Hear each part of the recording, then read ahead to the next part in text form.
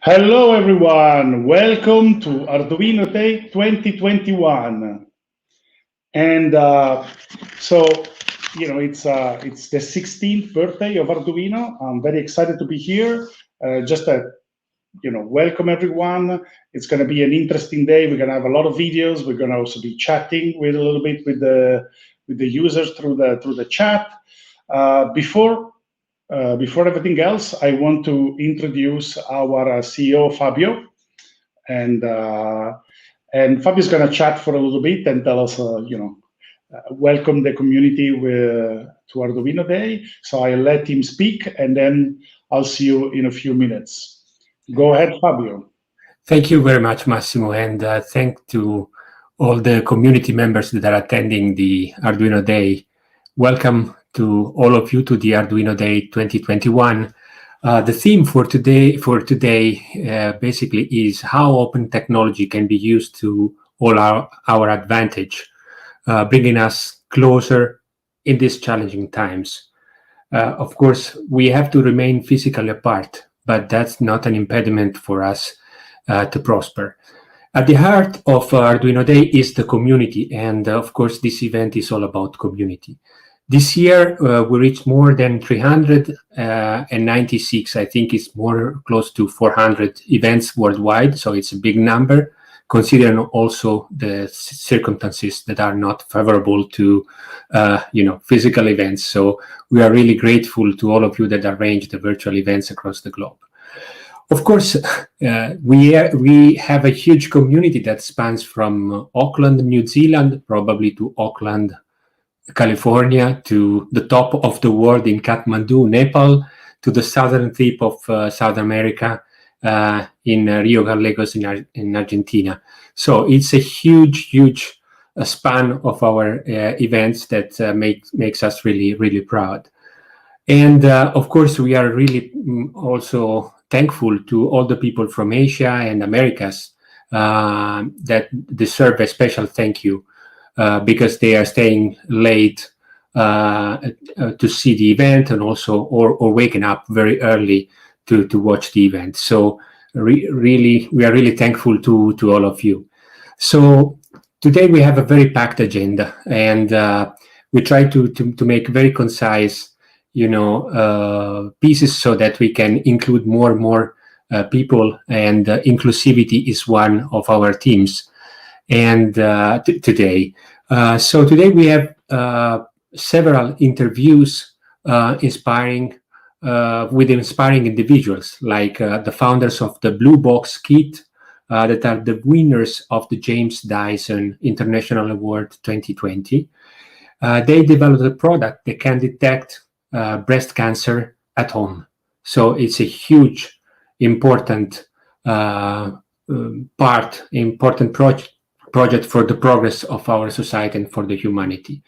And also we are interviewing also Orwanda, that is harnessing the power of code, design, and engineering.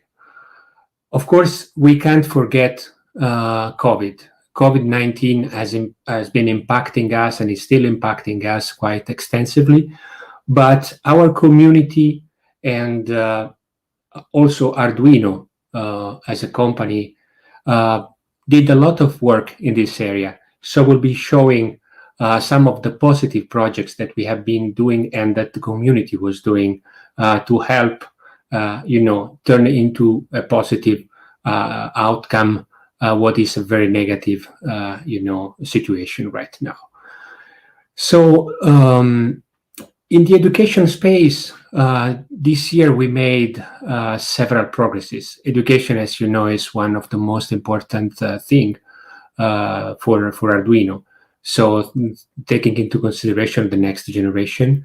So one of the things I'm very pleased is that in the agenda you will find a piece related to the Arduino Science Journal app that we took over from Google during 2020, and now has more than 350,000 people using it. We will be also showing some of the amazing new features we have added to our cloud. As you may know, Arduino is not only hardware, there is a ton of work and energy and investment that goes into the cloud to provide the same fantastic experience that we try to provide on the programming of the boards and on the hardware that we develop, also to the cloud. And we are really pleased to hear also how well the new IDE 2.0 beta has been received across our user base. It's an important project of improving a technology that is extremely popular. So we have one of the most advanced team in Arduino working on this project. And of course, we encourage you, if you haven't yet tried the IDE 2.0, to go and get it from the website. The other thing that is extremely nice and makes us really proud is the collaboration we established with Raspberry Pi. I would like to thank Eben Upton, the founder and CEO of Raspberry Pi, and for the joint product that we are developing based on their technology. Is the RP2040 is called in our case. It's a nano format board. You will see more during the presentation. We will have also some sneak peeks on the latest technology from our Arduino Pro, so our business unit that is dedicated to our Pro users.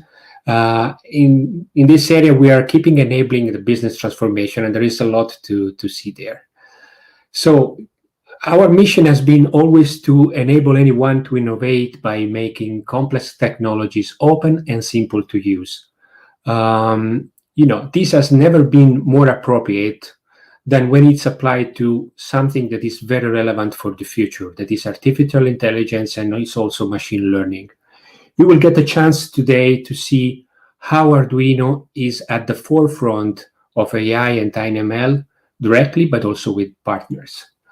So finally, it wouldn't be Arduino Day if we didn't recognize the amazing community projects that all of you create and openly share. So we will be showcasing some wonderful community projects and also announcing the winners of the 2021 Arduino Challenge with more than 180 entries that our team had the pleasure, but also the complex task to watch and select the final winners. We are announcing 10 winners of our challenge. So Arduino Day is a day for everyone to come together, even if it is virtually. So we take pride in celebrating and recognizing the diversity of all the Arduino community with our Include program, and you will see something about our Include program. And then I think final word, what I can say is thank you. I hope you will enjoy the day, and please feel free to ask any questions you may have during the presentation, throughout the presentation, on the different chat that you find on the streaming channels. So let me bring the speech back to Massimo and David, our co-founders, to say a few words and really thank you. I hope you will enjoy this day and also this format. Thank you very much. Thank you, Fabio. Thank you. And here we are with David Quartielles, who's the co-founder of Arduino. And, Arduino is 16 years old, huh? Yeah, who would imagine, huh? It's not any longer a toddler now. No, in fact, if it was in the US, it could be, Arduino could be getting a driver license or something like that. But apart from... I'm not really sure I will sit in a car with Arduino driving, Well, self-driving cars, there's, it's possible. Yeah. It's possible. We can do with Portenta machine vision. That would be quite an achievement. One could actually build like a big network of Portentas that do the vision, the control, and everything else, and just drive a car. Well, just it wouldn't be the first time we do a self-driving car. Yeah, it's true. Did you tell the story? You did a Volvo driving car. Yeah, in 2013, Chevrolet approached Arduino and asked, "Hey guys, can you make a self-driving car?" And we said, and we did it. But it was this kind of like robot that was sitting in the driver's seat, and I was like steering the steering wheel and changing gears on a normal car. So that was quite a thing. Also because we only had 1 week to do it. And we had a fantastic couple of YouTubers from the UK, the Bread Domino Trio. Even though there are two, they're called Trio. And so the car was driving as they were playing music. And our only safeguard was that we had like a remote control that was like turning on a relay that was turning off the whole car and stopping on the spot. Yeah, but that was really dangerous. It was so dangerous that Chevrolet decided not to air the ad. I think we broke so many rules. Or that, well, Yeah. But it was fun to do it anyway, no? Yeah. It was. I'd say, yeah. We had fun. I mean, we didn't sleep for a week, but we had a lot of fun. Yeah. Well, that was a lot more normal a few years ago, no? When we were in a much more experimental sort of phase of Arduino. Now we are much more. We do regular business hours, more or less, no? Yeah. Well, it's only some weekends that we have to actually work. And I remember in the beginning when we went from just being an open source project to be a company where we had to like work every Saturday and Sunday. Mm-hmm. Like my office had a special sofa for my kid to pass out when she was tired of playing with the things at the office. Yeah. Now were a couple of years that were really rough, but I would say like startup. Yeah, exactly. Yeah. We had to have the startup life, but I think. I'd say like I think that the thing I really like is I've seen how the community evolves. Like in the beginning, we had a lot of just like designers and artists, and those people they really helped Arduino become what it is today. And I think they really defined a lot of the interactions we have with the rest of the world nowadays. And as we grow, I think we are including more and more people from different contexts. And in the last year, we're welcoming a lot of engineers, like doing super advanced things, which is interesting. It's like the opposite way around, right? It's like we making technology, and then the engineers come more on the way. And that's creating a very interesting crowd that's supporting the whole Arduino family. Yeah, no, absolutely. It's crazy because 408 events, even if they're streaming. So some of the events are also grouping up. I have to say, like, I will make a big shout out to everybody in Mexico that make a huge effort in joining a lot of the smaller groups in different places to make sure everybody had a decent event online. So they made one event last week, and they're making one event today.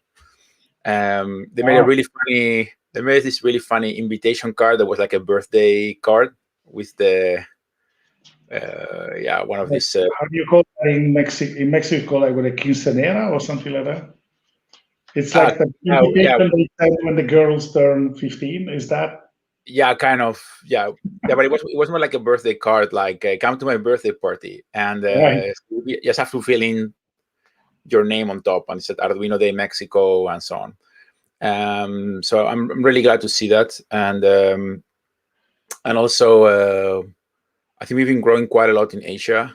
So it's like there's been a quite interesting explosion in China and so on. So it's super exciting. Also, when we sent out this request for people to send us projects to be, for this Arduino in a way awards, call it like that, we got over 170 submissions, which is quite a bit, considering that the process was, required to send a video, fill a form. So that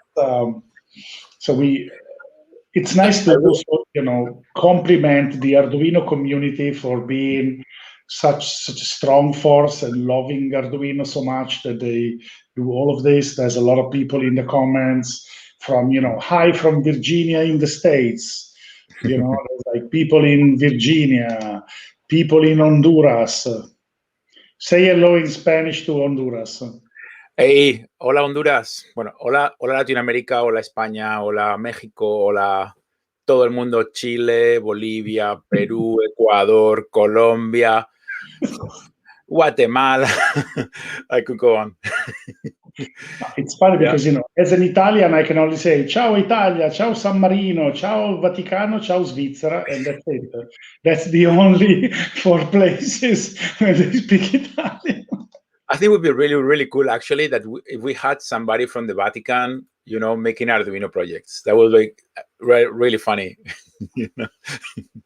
Yeah, it'll be interesting. I'll check. I'll make a few phone calls. Maybe the Pope likes to do Arduino when he's trying to unwind.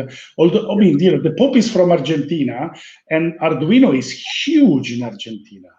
Yeah, that's huge fan. There. Yeah.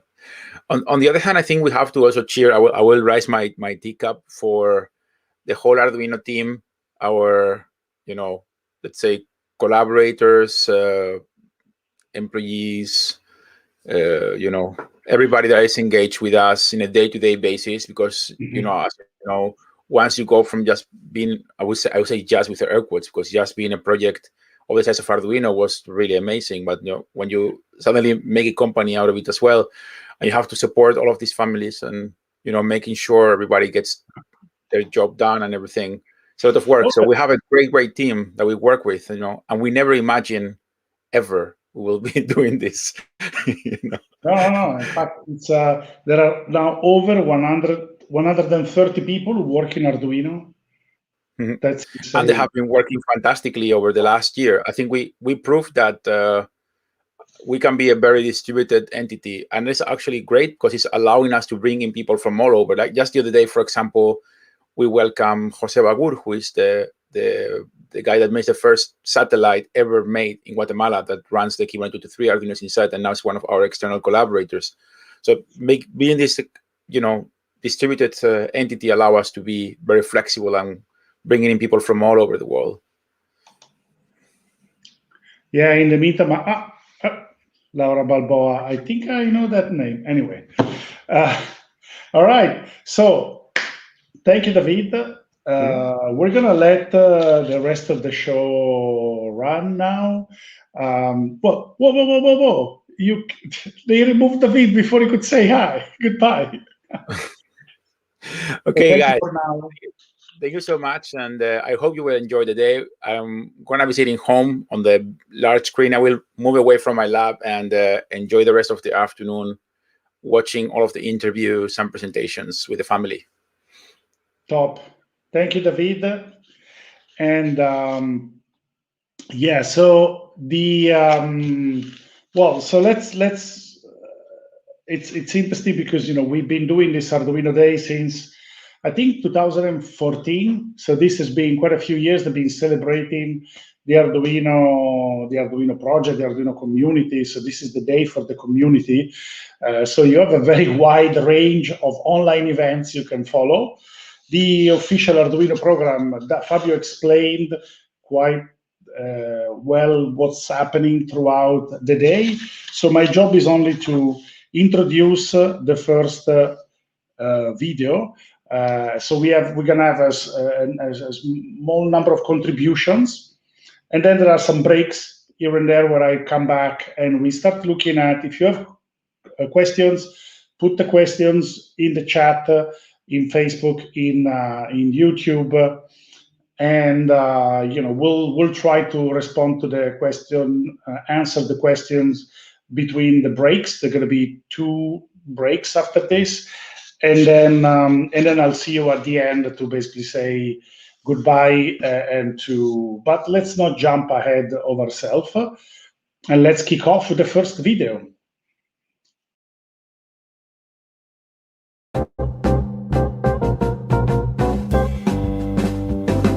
Dear Arduino, on your birthday, I would like to say that Arduino is a passion.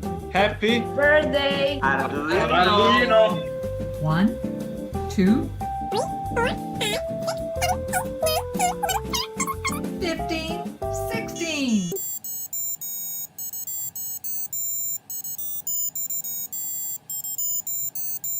Happy Arduino birthday! Arduino is a way of life. Happy birthday, Arduino, from the sunny South Coast. Всем привет! Я поздравляю всех причастных с днем рождения Arduino и желаю отлично отметить Arduino Day. С праздником! Happy birthday, Arduino! Happy birthday Arduino! Grattis på födelsedagen! Happy birthday, Arduino. Hola, ¿qué tal? Desde Perú mi saludo para Arduino en su 16 aniversario. Muchas gracias por sumar tanto a la comunidad de testmaker en el mundo. Pásenla muy bien. Tillykke med fødselsdagen til Arduino. Jeg håber, I får en fantastisk Arduino-dag. Buon compleanno, Arduino! Happy birthday Arduino! Arduino, boldog születésnapot kívánok! Buon compleanno Arduino da parte di Officine Robotiche. Auguri! This is how we do it. This is how we do it. Srećan rođendan Arduino! Happy birthday, Arduino. Look how big you are now. Happy Arduino Day 2021. See you soon on the internet.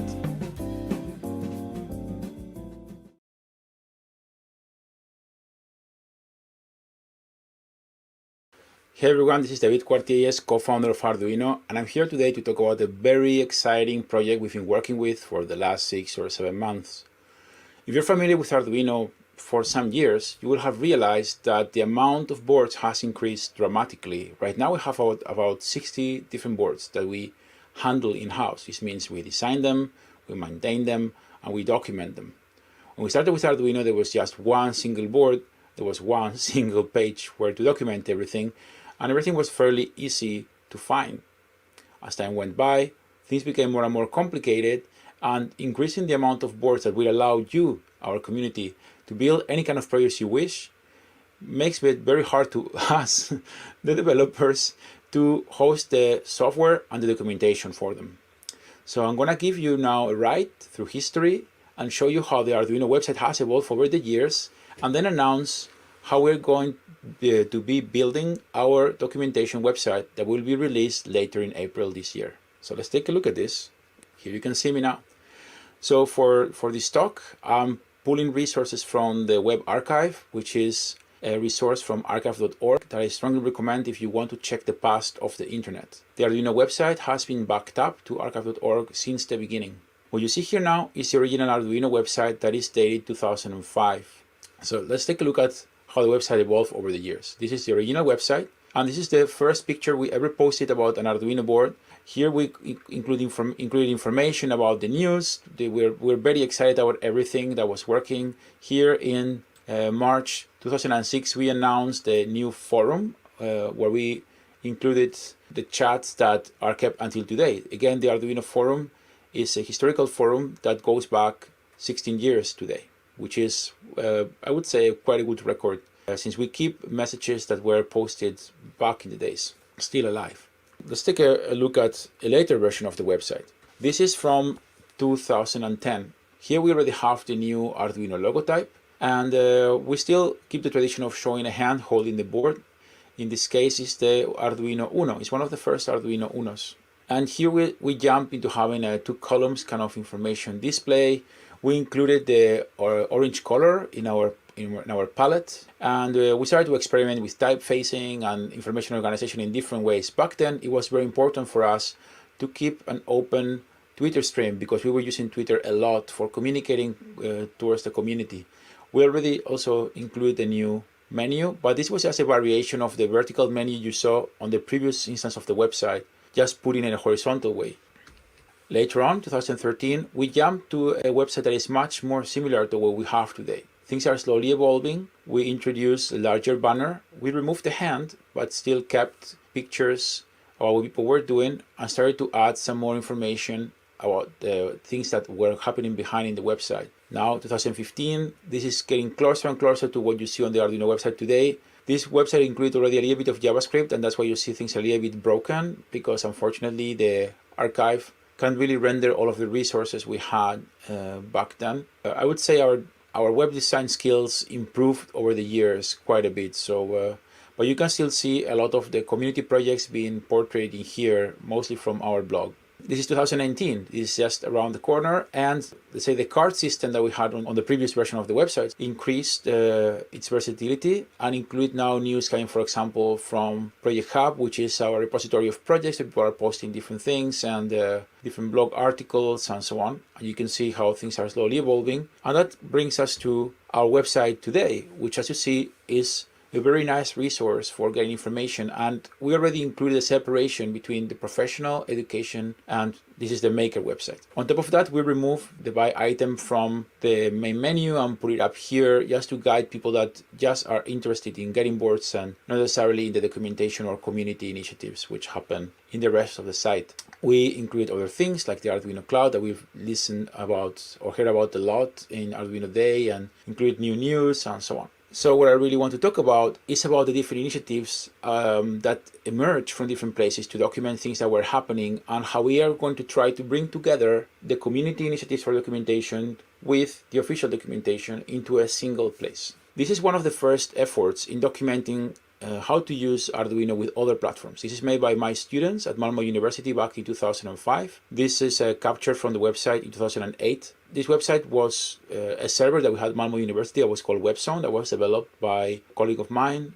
Lars Holmberg, and some of his former students. And in this case, it allowed us to have different projects, and this is a website that contains information about how to connect Arduino with different things. And this is one of these community efforts that, as time goes by, they get lost because this server does not exist any longer. Luckily enough, all of these things were backed up on the archive. Otherwise, we would have lost this information forever. In parallel, when we realized that this was happening, we decided to create our own community documentation site, that is the Arduino Playground that many of you might be familiar with. And the Arduino Playground became this cul-de-sac with everything and everybody would write into. At some point, when we started to have millions of users, it was really hard to maintain. In 2018, we had to make the decision of freezing the Playground website, what was also kind of like putting it into some hibernation mode where nobody could fix it, and where links would slowly get broken and so on. We had to migrate from this system into a new system that the community deserves. So we've been working really hard now for quite some time, try to identify the right information architecture and the right design to put everything together into a single place. So today I'm very glad to announce that we're going to be launching the Arduino documentation site that will be connected directly to open GitHub repositories, and that will allow you to render documentation into a single place, whether it's for the community or official. That will allow you to comment on our eventual mistakes when documenting things. It will allow also you as a community to propose your own tutorials that are interesting for the site. And we will just have to accept pull requests and take issues in a very standardized way as other developments are happening. So I'm going to show you the design prototype. I will be glad to show you the development side, but I will spare that for the official opening. But what you're going to see here works now about 90% for real. So you're going to see some lorem ipsums here and there, and this is a video capture that we made this morning to include in this video. So let me just jump to the VLC video player, and here we simulated a whole journey from like trying to find the Arduino website online. So we click on it. This is the website as it is today. And it will be possible to find the documentation in the menu up there, and this will open the new documentation site, and you will find information about the boards sorted by family, and here you see the maker family of boards. You will also have links to other families, the Nano family or the Hero, what we call the Hero family, which is the Uno, the Mega, the Due, the boards that have been with you forever. When choosing a certain family, you can go into one of the boards and check the information for that board, and here you will find everything relating to that board, like datasheets, quick start guides, tutorials, experiments, datasheets for the different modules inside the boards. Like you want to have information about the Wi-Fi module we use for the board, it will be here. This information already exists in the current Arduino website. It's just scattered at many different places. So we're working really hard to make everything come into a single place, giving you a single point of entry for information. Here you're going to see down here some suggestions on libraries that are going to work, and of course tutorials. The day we launch the Arduino documentation site, we're going to launch it with over 90 tutorials for all of the boards that we have currently in the portfolio. It's going to be very exciting because it will allow people to see a lot of things about how the board can be connected to the cloud, for example, or how you can connect certain types of motors to certain boards. So there will also be 3D models and pinout boards and also Altium files that will allow you to see how the board looks like, extract the schematic, and eventually even extract 3D models that you could use in your own work. And here is how a tutorial is going to look like. So here you see how who's the author of the tutorial when it was made. It's very important because if people are going to contribute from the community, we want to praise them for their contribution. The actual content, circuit, schematics, step-by-step instructions, how to replicate the tutorial, code, nice looking code, and instruction on how to test it out and troubleshoot it. So this is everything I have to say about the new Arduino's documentation site. I hope you liked it, and I hope you will spend a lot of time on our community website, contributing, commenting, and bringing up new ideas. Happy Arduino Day 2021. See you soon on the internet.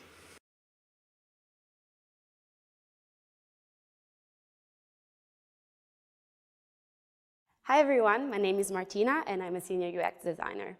We're here today to talk about how the COVID-19 has impacted Arduino. So COVID-19 has really shaken our life and made us rethink everything about reality and about everyday life. But fortunately, Arduino is a community of creatives and problem solvers. So our community activated straight away to come up with a lot of different solutions and try to really actively help the situation. And we are very, very proud of our community. So especially in these difficult times, having technology accessible to everyone is particularly important. And since it's one of our core values, Arduino is being able to provide such technology to everyone that needed it during the pandemic. So as a company, we did a lot of different things in this situation. So first of all, we facilitated the conversations that happened between makers and problem solvers through our forum. We also organized a conference combating COVID-19 to allow people to share ideas between each other. And we also arranged a few contests to inspire and to stimulate people to bring their ideas. We also help companies prototype a lot of different solutions that they might need, both by prioritizing their stock and also by providing them hardware and design consultancy. We also created a program called Restart Your Business, where we help companies finding solutions to maintain the distancing in factories or in office spaces. And finally, we have a lot of different online resources. So for once, our Arduino Create that allows people to code and interact with each other remotely. But also we created a space for remote learning at arduino.cc/education/remote learning, where you find all different kind of resources to teach your kids or students Arduino in this remote context. So once more, I want to thank again kindly our very incredible community. And now I'm going to pass the word to one of our partners who created an Arduino-based solution to reduce the impact of COVID-19. Thank you.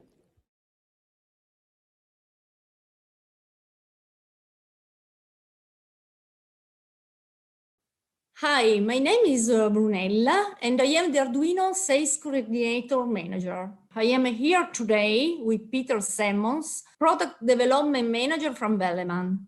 Today, Peter will present us their COVID-19 Ventilator Project. Hi, Peter, and welcome to the Arduino Global Partner Conference. First of all, can you please tell us a little bit about yourself? Certainly. Pleasure to be here, by the way, and congrats to Arduino to host this virtually. My name is Peter Simmons. I'm Product Development Manager at Velleman. Velleman is a developer of electronic products for educational purposes and for custom solutions. I'm in charge of the R&D department, which basically means that every project is being managed by me. Can you please describe your solution? Yes, certainly. So at the beginning of March in Belgium, the COVID virus entered our lives. So everything became quite difficult for a lot of people. And one of the remarkable things is that a lot of companies started working together to help people. Companies started 3D printing masks. Companies started knitting face masks. So this was really a remarkable time to cooperate. And Velleman was contacted by a big electricity partner who said, like, we want to develop a convenient respirator device, a COVID ventilator. And the difference with respirator devices on the market is a normal respirator device costs around 30,000 euros and they have a very long lead time. So the partner wanted to create a ventilator machine that was easy to manufacture, that was low cost, and that was using electronics that could easily be replaced. So they contacted Velleman and they said, can you develop this for us? Because we have already finished the mechanical prototype, but now we need electronics to get the motor running. Because why is there a motor? A respirator device has an ambi bag, which is filled with oxygen, and then you have a pumping motion that basically helps a patient breathe. Now, the tricky part is the patient itself will have a normal way of breathing. So the machine needs to mimic this perfectly, because if there is a small offset, obviously that doesn't feel very nice. So this device needed to have a lot of sensors with patient data to incorporate these sensors to have the pumping motion as good as possible. So Velleman said, okay, we can do this. So we developed an interface board, shown right here. And this interface board has two functions. The first function was a nice LCD screen and some knobs to enter some values, for example, the volume, the beats per minute, the input-output values. And the second part was to control the sensor data. So we have different pressure sensors, we have flow sensors that are all coming together here. The central CPU is then collecting that data, and according to all the parameters set in by medical staff, it's actually controlling the motor. So this way you have one electronic board that can power the entire COVID ventilator. Which Arduino hardware software did you use to develop the solution? As you can see here, our solution has at its core a 32-bit microprocessor similar to the Arduino Duo. And we use the Maker Ethernet shield and the Nano Every board. The Maker Ethernet shield is obviously to connect the device to the Ethernet, and it's sending all the commands and values that the board receives to a web page. So it's easy integrated in The Nano Every is used as a secondary processor. So because this is a medical device, you need two processors constantly checking each other. If something goes wrong, then the secondary processor can take over. And because it's so convenient to have the entire board here, we didn't need to develop any additional parts, so we could just use it as a secondary processor. Does Arduino interact with other technologies? Yes, certainly. So the first thing is the motor. So that's the motor driver that we're interacting with. And then we have all these medical sensors, pressure sensors, flow sensors, that the Arduino core is very easy to interface with, since a lot of libraries are already available. Which are these technologies that interact with Arduino? Yeah, the technologies are basically medical sensors that interact on an I2C protocol. I2C protocol, sorry. Why did you decide to use Arduino? Well, the thing is, we had very limited time. So the mechanical prototype was already there. So they wanted a very fast way to test this, to get it to medical approval. And our Arduino parts were very easily available. So we had them lying around. So we created our first prototype, as shown here. And this prototype was basically made of two Arduino Nano Everys as main and secondary processor, the Arduino Maker Ethernet shield. And with this technology available and libraries available, we quite easy got our prototype ready in 4 to 5 days. Normally a development track takes at least 3 weeks. So because all these companies were working together and we had these Arduino parts available, we were able to have this first prototype ready in very limited time. And then the second prototype, we decided to keep the Arduino parts because the bill of material is a lot less big, because, well, if you take all the parts of an Arduino Nano and you should put them on the board, it's becoming difficult to have them all available. And Arduino was so kind to get us the parts that we needed in time, even during the troubling times. From a prototype to a working solution, how was the path? Well, the path was amazing, really. I mean, it was very difficult times. We were in lockdown, but everybody worked so well together, all the different companies that were involved. So we adopted the agile approach, where you have a deliverable normally every week, and you have a product lead time of 6 weeks. Now we did a deliverable every night. So it meant that engineers were working day and night to get this ready. And after every deliverable, we got so good information from medical staff, from all the other parties involved, so we could improve the product every day. So in only 2 weeks' time, we developed Mark II of the first prototype, which had a lot of additional features like full quality touch interface, color buttons, encoders, and a lot of additional safety systems for the medical approval. So I had to say, I mean, this was a really crazy development path to get everything finished and into production in 3 weeks' time. How did Arduino support the development of your solution? Well, Arduino helped tremendously by documenting all their products so well. So for the proof of concept, for the interface to the sensors, for the Ethernet shield, it was really a pleasure of having these documentation parts available. And also Arduino provided these parts to Velleman even during the lockdown. So we were very grateful for this. Without it, it would be impossible to deliver this project on time. What are the future developments of your solution? Yeah, so Velleman delivered the hardware, the electronic board, to the product owner of this entire machine. We are very grateful for all the steps we took. And one of the things we adapted in our product development cycle is having the proof of concept always with ready available parts. So this means because of this project, Arduino is now incorporated in all the development tracks. The machine is up for medical approval. Unfortunately, developing a machine in 3 weeks seems impossible, but we did it. Getting it medically approved is a bit harder because of the insurance policies. But we are looking hopeful to the future where governments and the agencies can work something out so this device gets to the people who need it most. I can show you the machine operational. So you have the machine here, the ambi bag that's filled with oxygen. And then you have an easy interface setting up all the values. And this is how the machine operates. From Velleman, we would like to sincerely thank Arduino for the support during this project. We couldn't have done it without you guys, so keep up the good work and keep making those brilliant products.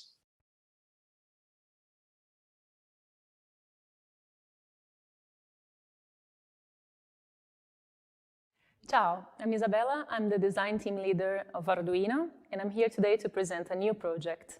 Arduino was born from the open source movement, so sharing is part of our DNA. Our foundations are built on collaboration and inclusivity. We are committed to enabling anyone to innovate by making complex technology accessible. We are proud to share Include, a program that celebrates Arduino's values by supporting and giving visibility to people and initiatives that use Arduino as a tool to break down barriers. Regardless of gender, race, age, background, ability, sexuality, nationality, Include is for everybody. This is a long-term program that is launching internally with the Arduino team, and it will scale to fuel diverse projects from around the world. We want to inspire our community with role models that are focused on making a positive social impact. Join us in this initiative because Arduino is for everybody.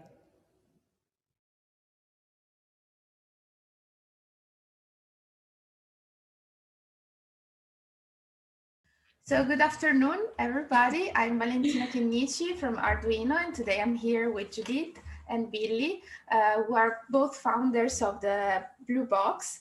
And the Blue Box is a wonderful project, winner of the International 2020 James Dyson Award.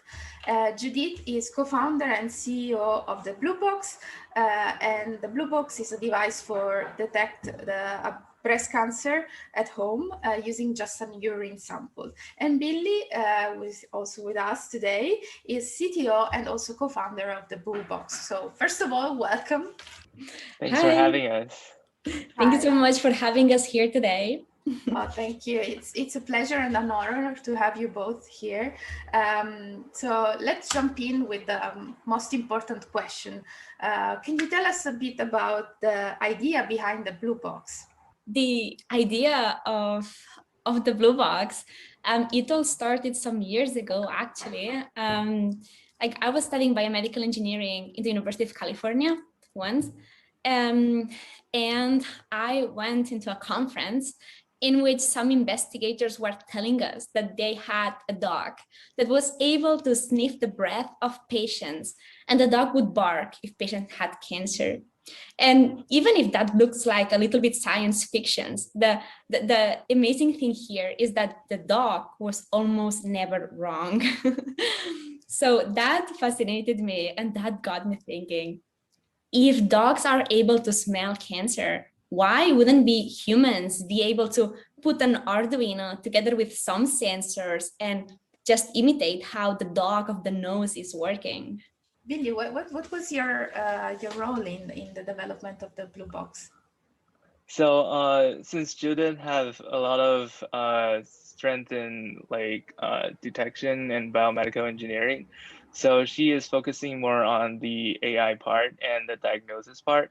And I focus more on, for example, developing the device, the application, and the server. Amazing. So have you had already some experience with Arduino before starting the Blue Box project and then like making it what it is today? Yes, I believe Arduino is a relatively friendly kit for like developers because it has a lot of features, it has a lot of like functions, it's not expensive, and it's super open source. So I believe many computer science students have experience dealing with Arduino boards. And so, which is also why we choose Arduino to be our first core, like the board of our Blue Box. Amazing. Yeah. Judith, what advice would you give to someone who had an idea that is very ambitious, like the Blue Box, or is starting just like a project like this? Well, I would say the crazier the idea sounds, the more reason you have to follow this idea, right? I think that like following your dreams and having ideas is like the closest you can get to this feeling of freedom. Actually, like having an Arduino and writing some lines of code is literally writing things that turn into actions. You're really writing what you want to happen, and you're having your Arduino doing it. And it's so user-friendly.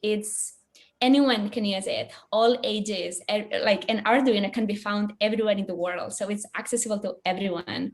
For me, like having an Arduino coding, it's like, it's freedom, it's creativity, it's amazing. Well, thank you very much. So what's in the future for the Blue Box? Where would you like to see this project and this new venture that you're having together in 5 or 10 years? Well, I love this question, actually. And I think that both Billy and I, we are super motivated with this project. We have seen what the Blue Box is able to do so far. So I don't think there's anything that can stop us now. We know what's possible. We're not going to stop because now the Blue Box is a prototype. It can detect breast cancer with patients with metastatic breast cancer, which means with kind of big tumors. But with artificial intelligence, where's the limit into that? If we have enough data to further train the blue box, who knows, maybe in the future, the blue box can detect all kinds of cancer, or maybe can even detect diabetes or dementia or epilepsy. Who knows, right? That's cool. So we ran out of time. So for the full interview, you can go online on YouTube. In the meantime, I want to thank you, Judith and Billy, for the time, and let's see ourselves online. So the interview will be online in the next few days. Thank you very much. Thank you.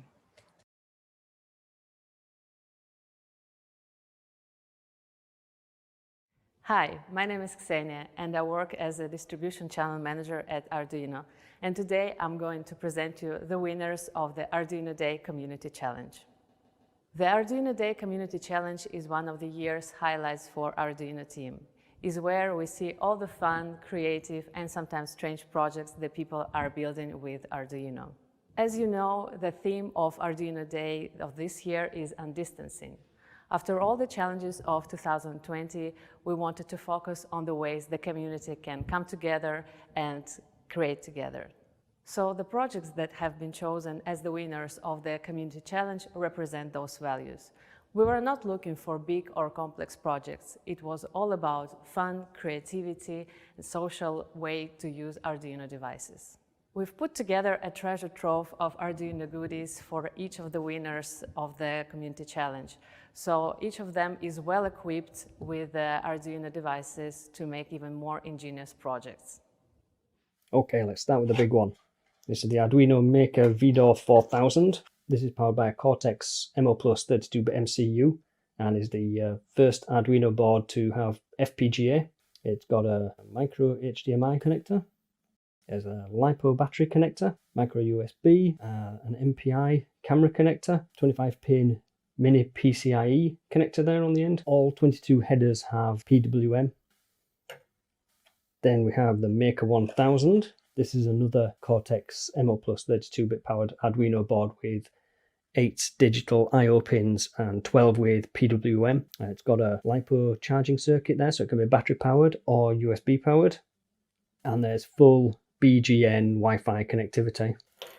This is the new Maker IoT carrier. This is fully programmable with a built-in circular display there at the center. There are touch-sensitive buttons around the outside, lots of sensors built into it like temperature, humidity, light, gesture, proximity, grove connectors so you can add more external sensors. And there's even a clip here for an 18650 lithium-ion rechargeable battery. We've included some shields in the prizes.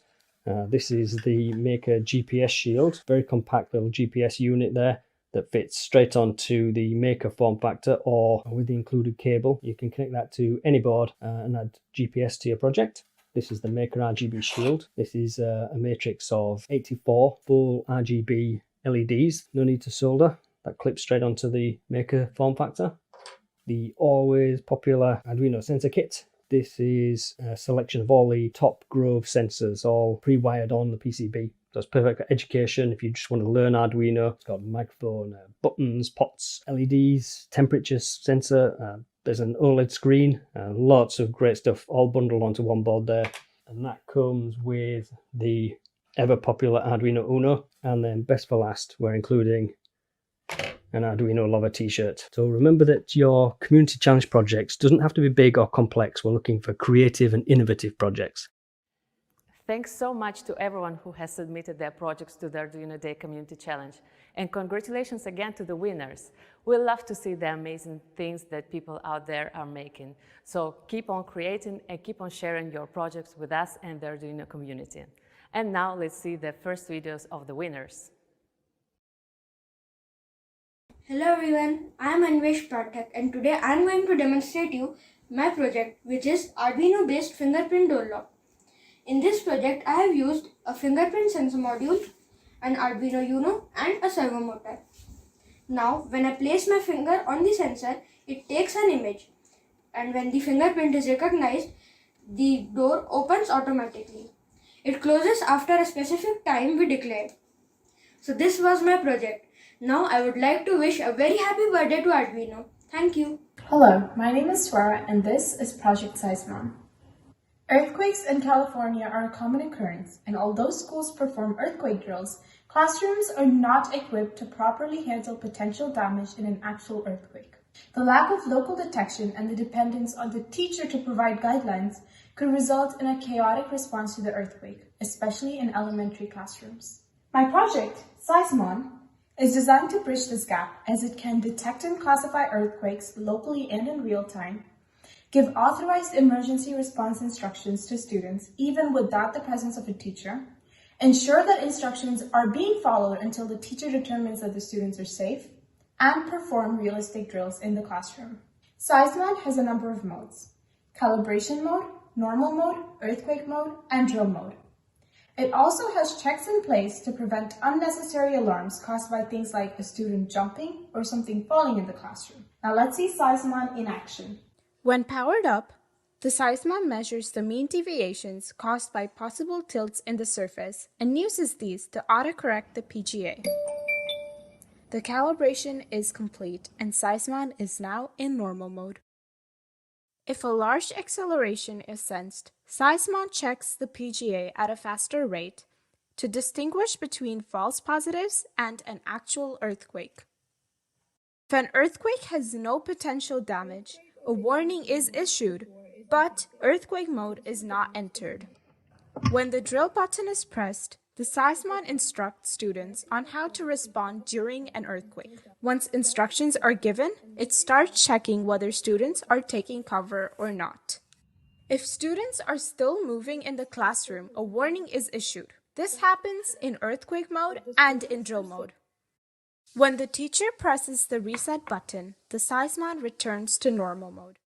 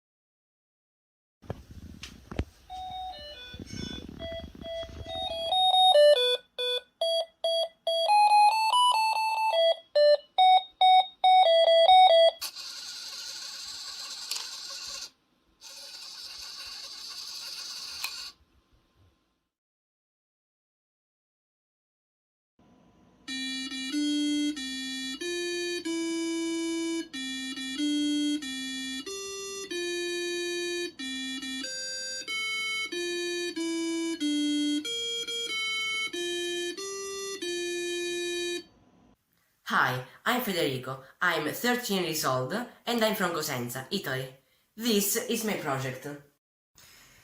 This is a Telegram-controlled elevator. This is the elevator bot. If I write second floor, the elevator goes on the second floor. If I write first floor, the elevator goes on the first floor.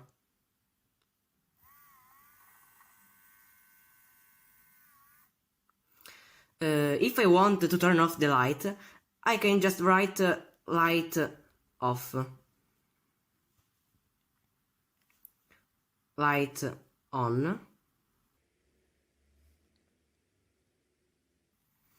If the elevator is stuck, I can write stuck elevator and an alarm turns on.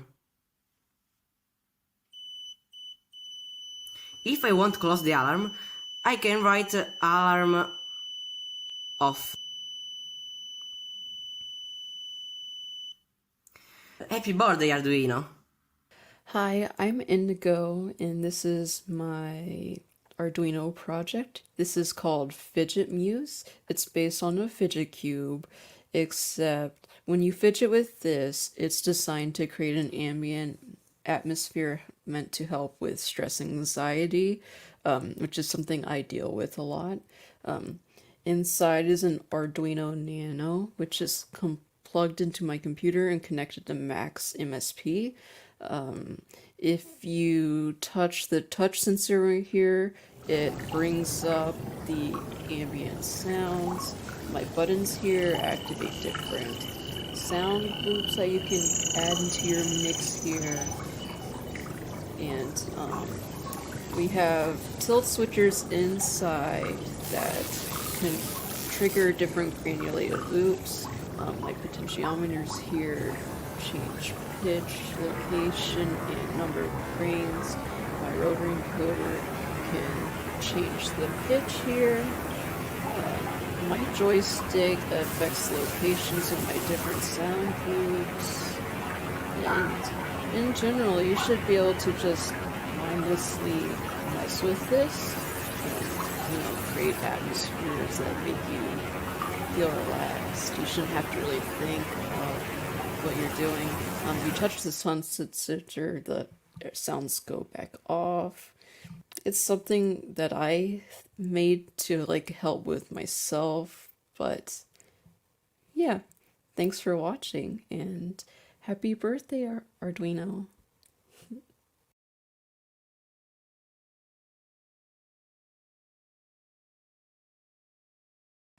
Hi everyone, it's Melissa and Roxana. hey, and we're from the Arduino Education. So happy Arduino Day to all of you. Happy Arduino Day. And some of you have seen us in EduVision already, and as you might know, in EduVision we love to show you live demos, cool projects, and talk with interesting guests. Yeah, and today is not the exception. We're going to share with you some educational products and some demos. And so why don't we start with the student kit? So this kit introduces you to the fundamentals of coding and programming in a hands-on way, but it's more than that. It's a real STEAM program that you can run from home. So it's really interesting. Yes, and you can create these different projects by following the step-by-step lessons that come with the kit. So no prior knowledge is necessary. The kit includes 11 exciting activities. It has 9 lessons and 2 open-ended projects. It's introducing concepts like current, voltage, resistance, and you're developing important 21st century skills such as problem solving and critical thinking. And I can show you one of the projects here. So I have built the traffic lights, and in this lesson, students, they investigate how circuits are operated by microcontrollers. They program inputs to gather information outputs to perform a task, and they use a multimeter to take electrical measurements of the circuit. So in this project, they wire a circuit with LEDs and a button, and they use the conditional statement if else to control the lights. So if the button is pressed, we have to wait for a moment, and then the light turns from red to green. The fact that this kit introduces you to the fundamentals of electronics and programming, it doesn't mean that it's not flexible for those who already know Arduino. So we even have some students from universities using the student kit. So it's a very flexible kit for those who want to start playing with electronics and programming in a hands-on and fun way. And also it comes in different languages. We have it available and the content in Spanish, in English, German, Italian, Croatian, and more comic. And on top of that, when going through the lessons, you can, of course, build the fun projects to continue learning about, for example, these traffic lights. You can combine it with basic road safety. You can learn about traffic rules, traffic signs and signals. And if you have older students, you can use the same fun traffic lights map that you have together, for example, with the Explore IoT Kit to learn and build more kind of a smart city where you have traffic lights that save energy or detect the traffic. So if it's a high traffic or if they should lower the speed or something, for example, you can use the display on the Explore IoT Kit, for example. But our idea with Student Kit that you can combine it with many different subjects, and we can see now on Edu Spotlight how to teach history and coding together with the Student Kit. History and coding share many concepts together, especially skills that we need to teach at a young age. Using pseudocode is the perfect method to introduce space and time mapping. Pseudocode helps us to think about the action we need to take inside a process and put our thoughts in a logical order. Every time we use an if statement, for example, we challenge our student to connect a certain behavior to a specific cause. Linking events and cause and effect are concepts that history and coding share together. A flowchart uses symbols to represent steps inside a process. It helps us to deconstruct an event in smaller action and think about it in theoretical terms. To understand the importance of a socioeconomic event, oftentimes our textbook presents graphs and charts. Data log and its representation are key concepts in coding. Learning how to make our own graphs can help overcome the difficulties in grasping abstract and visual representation. So thanks, Gaia. Thank you for showing us. And then we want to share with you the second project we have ready for the student kit, which is the musical keyboard. So this project uses a piezo to produce sound and the Arduino board to control the pitch and timing of different sounds to create music. The circuit enables me to play different notes by pushing buttons. The Arduino board will be programmed to interpret my inputs and to play the corresponding notes. The electronic keyboard can play a full octave of notes. Each note is assigned to a button in the circuit, but they are only 5 buttons. So to play 8 notes only with 5 buttons, there are button combinations. The last button in the circuit is a toggle button. While the button is held down, it switches the keyboard between low notes and high notes in the octave.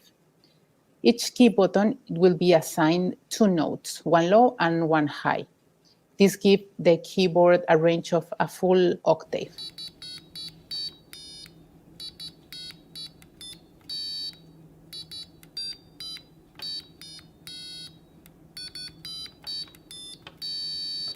So the physical kit, I have it here with me. It's a small one and it's for one person and it comes with a Uno board. It has a breadboard, commonly used electronic components, and a special tool called multimeter. Yeah, as Melissa showed, then you will find in the box all the components needed to build the projects. And you have also access to the online platform, so you can see all the lessons step by step. So it makes it ideal to homeschooling or blended learning. Yeah, it even for self-learning. Yeah. And if you want to check the lesson that we saw that Roxana presented to us, you can take a look at the demo lesson that we have at arduino.cc/education. You can see all the content and how we structured the lesson. Yeah, exactly. And also you can see there, if you're interested in buying the kit, our list of local distributors, so you can get that there. Stay tuned for more projects today. And of course, stay tuned for the new Eduvision season number 3 on April 15. Yes, see you there.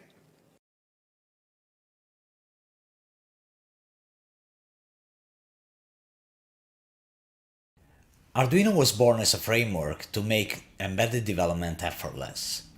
As the platform grew, the IDE and tools slowly adapted to the needs of users and developers. Support for third-party boards grew exponentially. The Arduino IDE became the go-to tool for beginners, but also advanced users kept it as their Swiss knife for everyday use. As Arduino kept expanding its internal software, RCLI became a very powerful tool, to the point that we decided to release it to the public and build a whole new IDE around it, by leveraging the flexibility of modern cross-platform GUI applications, which could interface with the power of a solid backend. Just a few weeks ago, we released Arduino IDE 2.0 into the wild as a very stable beta, and reception has been extremely warm. Our users love it. We see Arduino IDE 2.0 as the next evolution in approachable firmware development.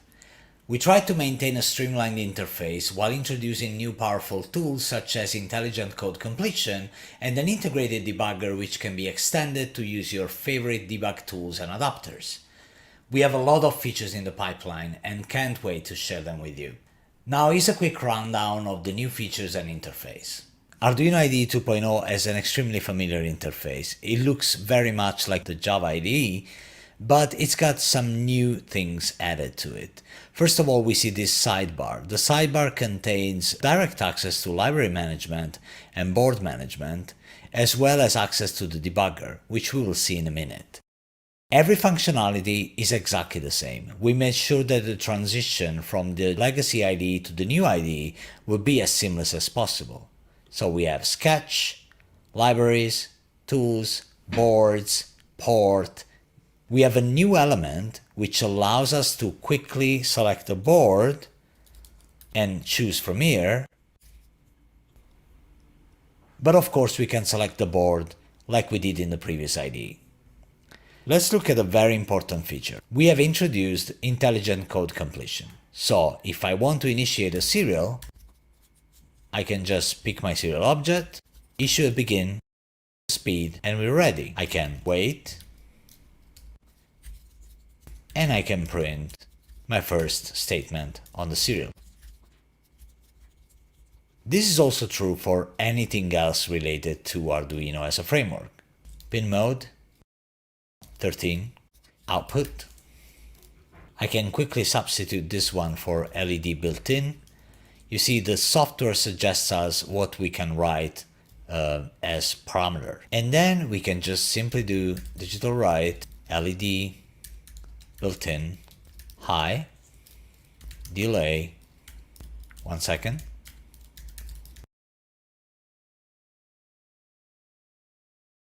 What's very important is that we can quickly go to definitions where symbols and macros are defined inside the Arduino framework.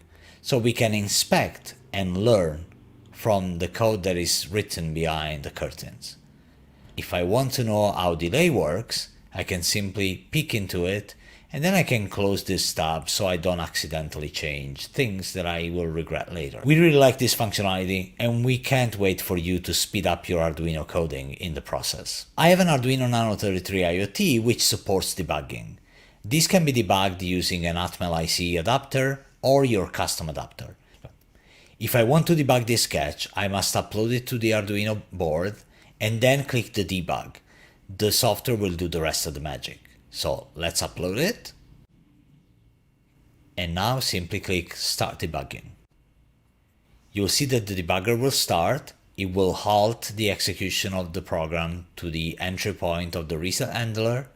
And then we can go to our sketch and simply put our breakpoints. I would like to have 1 here at the delay and 1 here at digital write. Now I can continue execution, and the program will stop at the delay, and I can inspect several areas of this sketch. If I have variables, I can look into the variables. I can peek into the memory of the microcontroller, and then I can do my own work. If you have bugs which are very hard to debug using just serial messages, you can expand your horizons and jump into the debugger. Many platforms can support Arduino IDE 2 debugging via means of implementation in the platform. So we'll let the third-party developers have fun with it. And this was a quick showcase of what the Arduino IDE 2 looks like and works like. Thank you so much.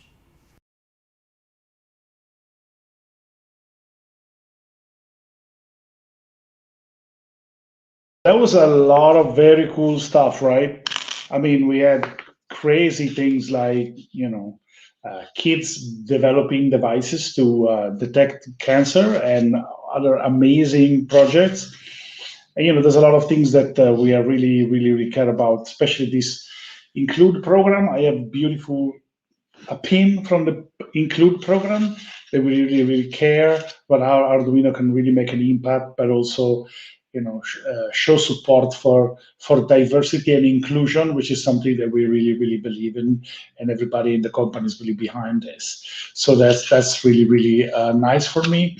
In a way, reflecting back to 16 years of Arduino, one of the nice things is the fact that we started off this thing and we all had values between the founders that we wanted to carry forward. And after many years, all those values are still with us. So we're able to build something that's really pushed and in a way supported by the original values. And I think that's something that's really, to me, it's amazing to do. Like, not a lot of people are able to carry for such a long time, keeping true to some of those values. I think that's great. Some of the quick questions that I've seen. There was a question, Jim CKD at the very beginning asked, when you started Arduino, have you ever imagined that you created something so game-changing with such a huge fan base? No. It was designed essentially as a tool for my students and David's students and Tom's students. So it wasn't something that was designed for a large audience. But I guess that the principle and the way we developed the product and the community, so the community that we created around the idea became much, much larger than we ever expected. And obviously we are, in a way, super, super happy and grateful to the community for this. There was another question about the IDE 2.0 when somebody was asking when it's going to be released. Well, actually, the IDE right now it's in beta, but it's a very usable beta. I use it all the time. So it is not one of those fragile betas. It's been developed for quite a bit of time right now.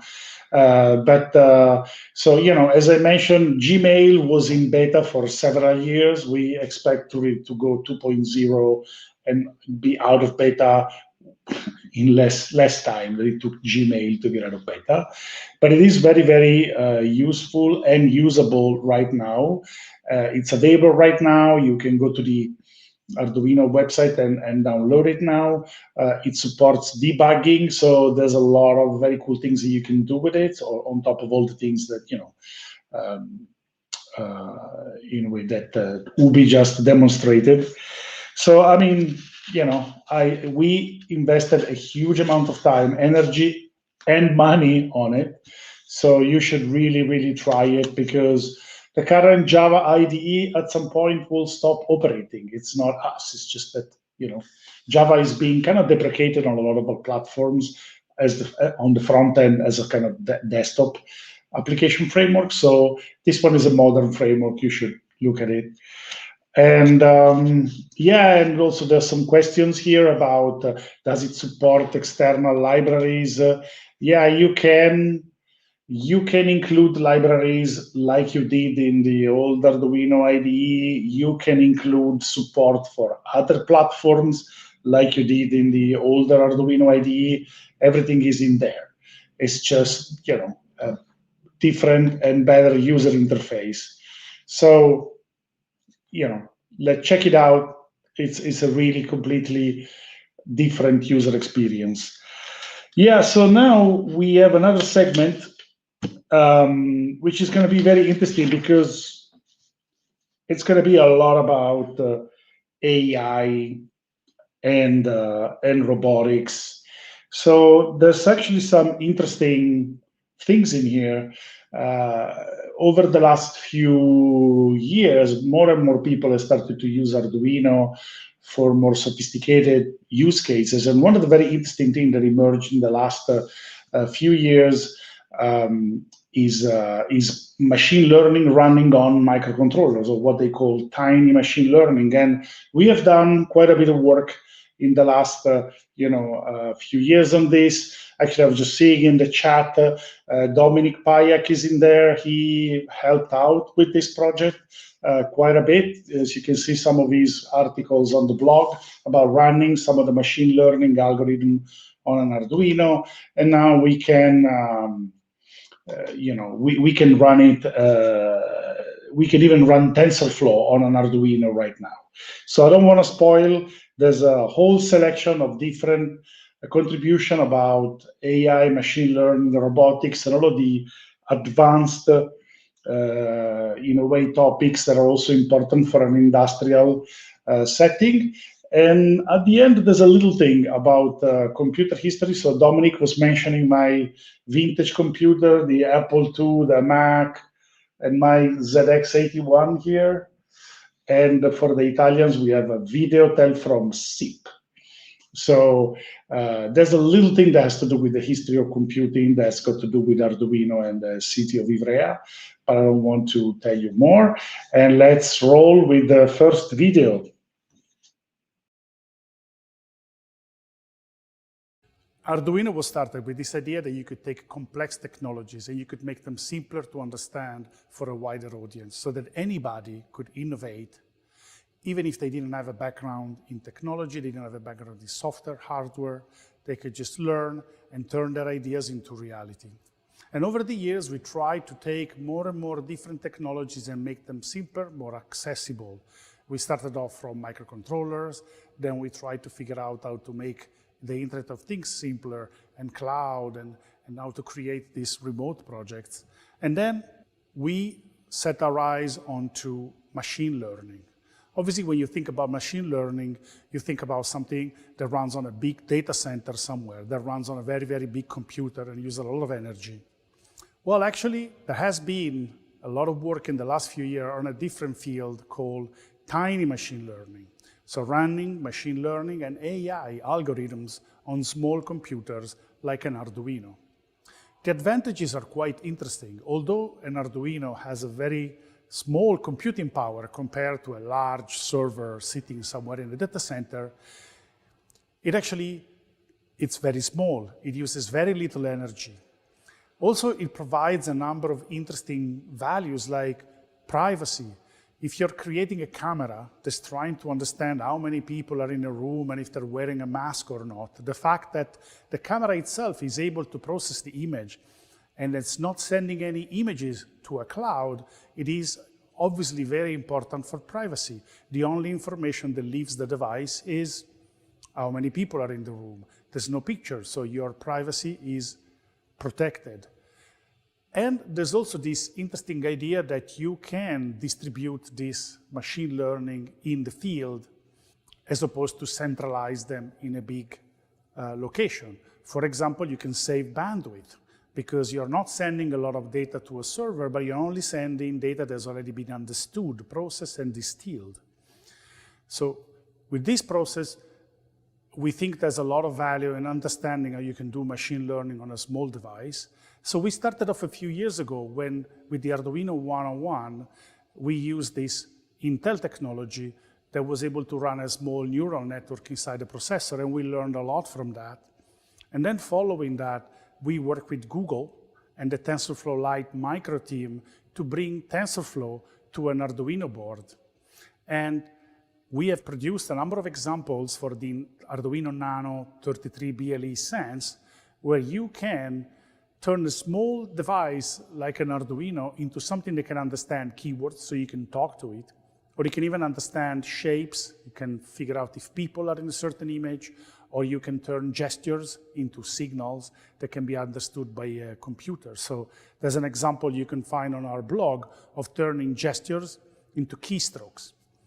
So at the moment, it's a small joke that turns keystrokes into emojis, but you can see that there's an application there for people that are differently able, where they could create gesture to typing for people that cannot type with their fingers, for example. So the TensorFlow work is very interesting because the authors of TensorFlow Lite Micro, they produced a book called TinyML. And if you find that book published by O'Reilly, you will figure out how to build these TinyML applications using the Nano 33 BLE Sense, for example. And then out of that work, that particular tool was used by Harvard University to create a class about TinyML, where they use the Nano 33 BLE.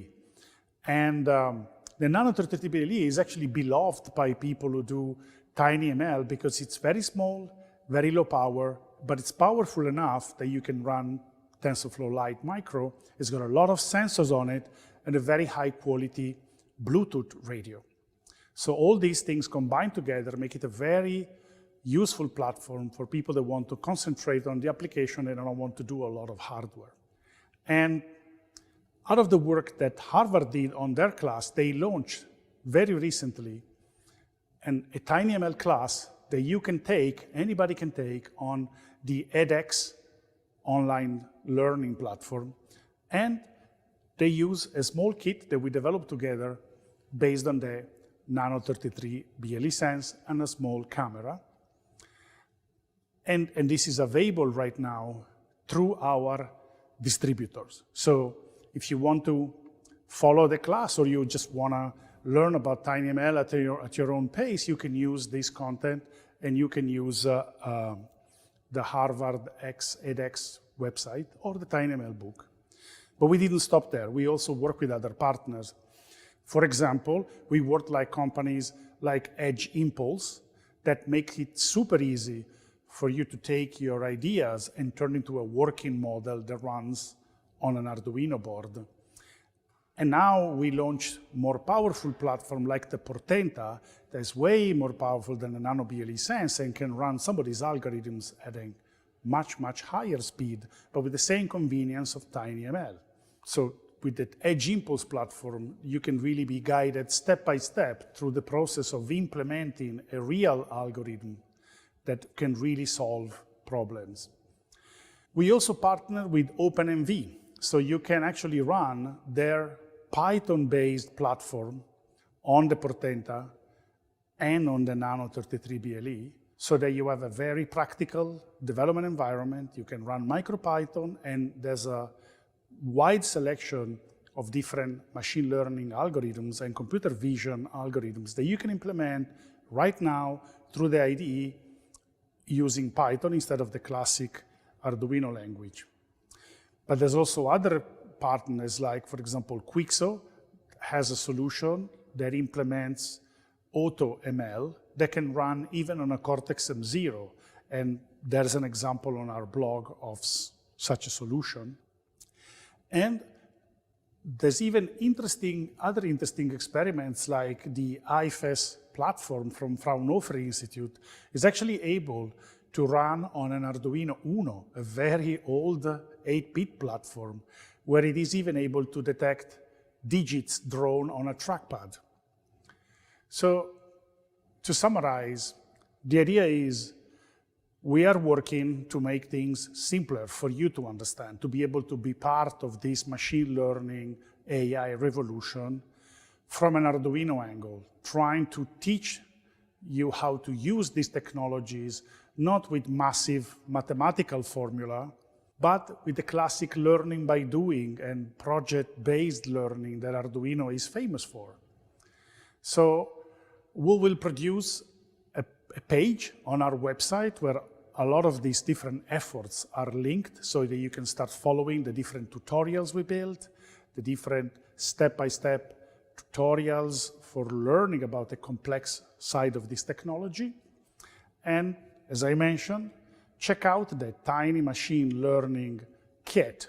We think together, working together, we can make this machine learning world that looks very complicated and difficult to understand for people into something that really anybody can learn to use, and then we can use it together to solve problems and to implement your ideas. So join us, check out the work that we have done, and check out the Tiny Machine Learning Kit, and I'll see you in the future with your amazing creations.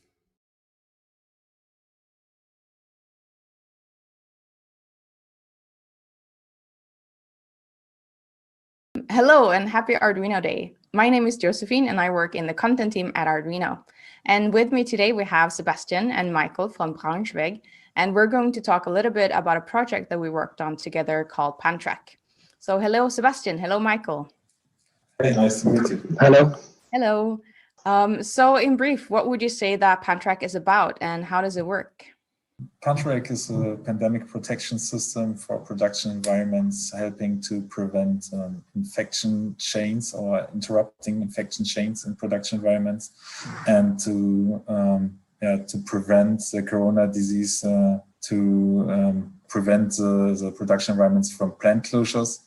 And this is an optical based system detecting persons, and we can warn persons if they are standing too close together, so that infection chains are being interrupted. So it was a project that was born from the pandemic, basically.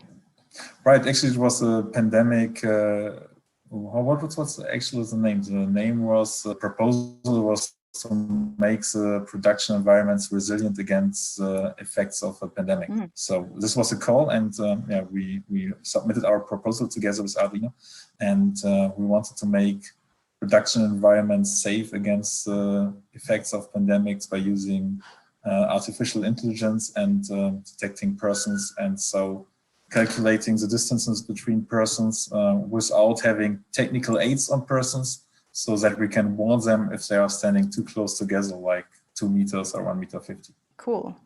And I know that you work together with the Portenta H7, right? So how did you incorporate this Arduino board in the project?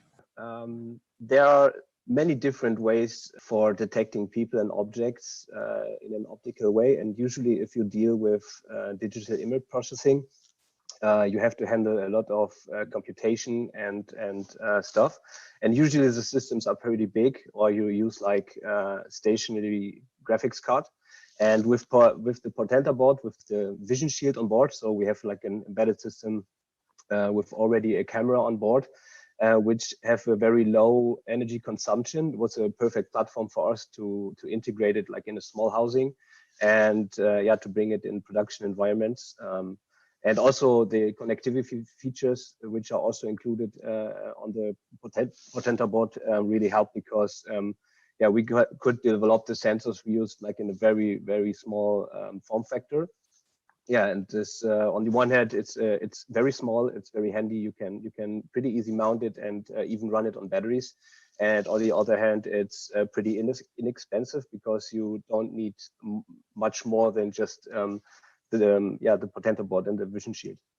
So yeah, it worked pretty good. And for what was the goal of detecting people and measuring the distances, it worked pretty well on the system. Yeah. Nice. So who would you say is your target audience for this project? So we are aiming with this as a business-to-business product, and we're aiming at, for example, production environments like the automotive industry or the food industry. Cool. So what kind of benefits would you say that your solution have that other comparable solutions don't have? So in a typical way, how usually systems which are available on the market works, if you want to detect people or locate people and measure distances, you usually need some other device which you wear. So some Bluetooth device or UWB devices, or some sort of sending and receiving units. And this limits the system in the case that you always have to wear the device, you have to maintain the device, and the system is not scalable. So it's limited by the amount or the amount of devices you can wear in such a system. And the big advantage is that the people are basically protected by the system, so the distances are calculated and no other devices needed. So the people don't have to interact with the system. So you're always the distances are always maintained, and you're warned, and you don't have to bother with other tech which you have to maintain and wear on you. So this is the main advantage on an optical system. Nice. Yeah, that sounds awesome. So I also want to know, what is the next step for Pantrac? Do you have anything in your pipeline?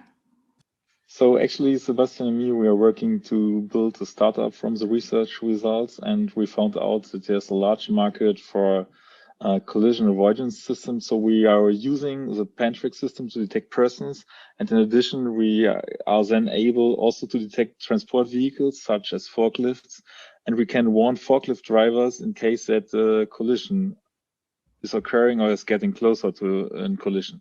So we are building up a collision prevention system with it. Cool. Yeah, that sounds really great. And we at Arduino, we hope you the very best for your project. And we thank you so much for joining us today and talking about Pantrac. Thank you very much. Thank you very much for having us.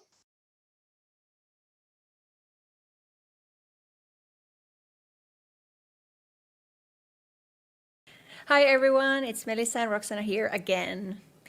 Today we have seen projects from our 4 different educational products. We have seen the Student Kit, Science Journal app, Explore IoT Kit, and Engineering Kit. Yeah, so next, our own Massimo Bansi is going to have an interview about machine learning with Vijay Reddy.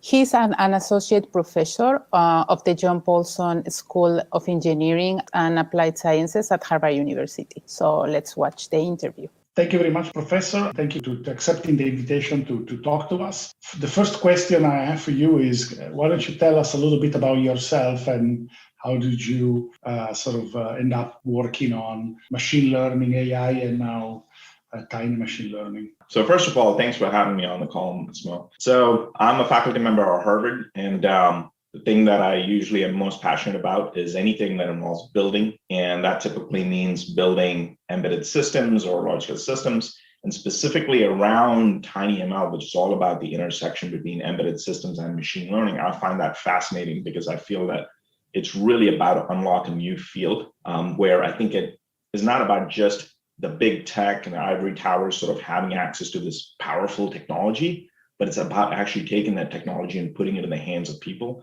And that's what really inspires me, or that's what really keeps me up at night with respect to TinyML.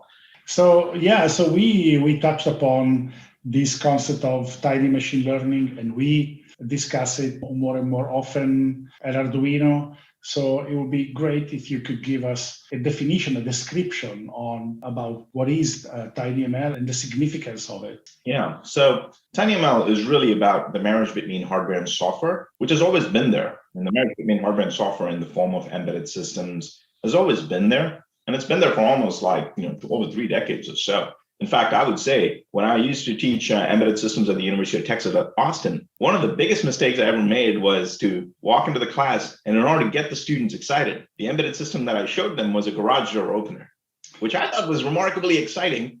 But then little did I realize that the students did not find that particularly exciting. They were like, I did not want to be building garage door openers for the rest of my life. Yeah.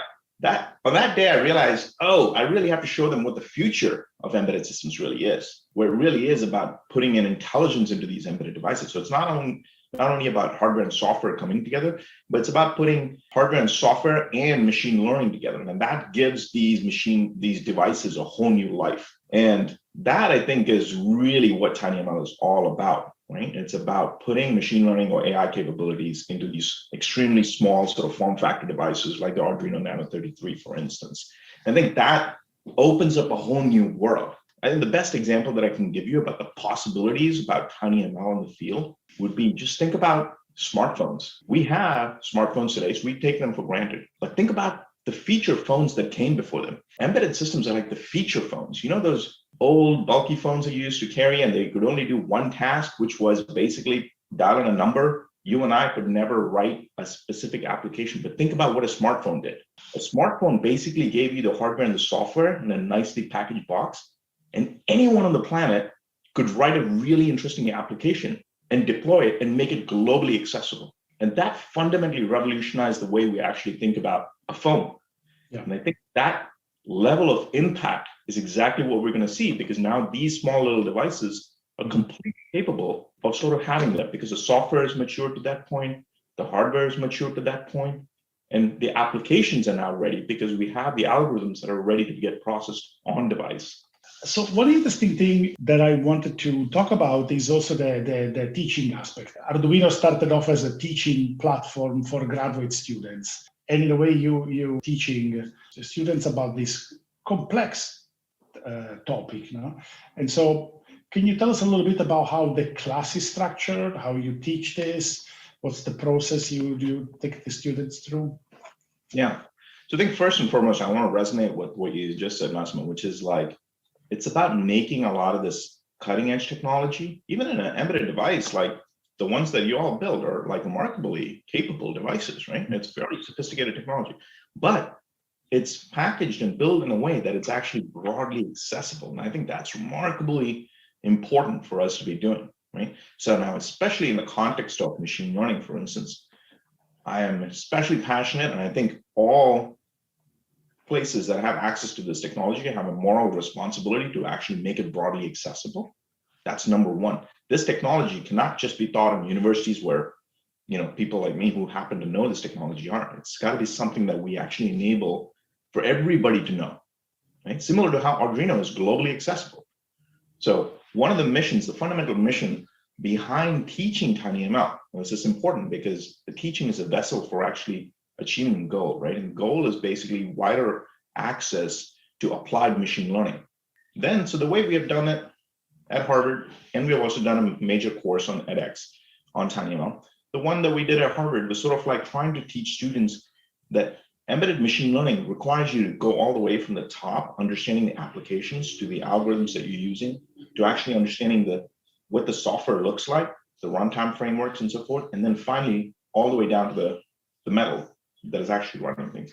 And you have to have this sort of interdisciplinary sort of exposure and experience to have a deep appreciation of building TinyML applications. So that's one of the key pedagogical things.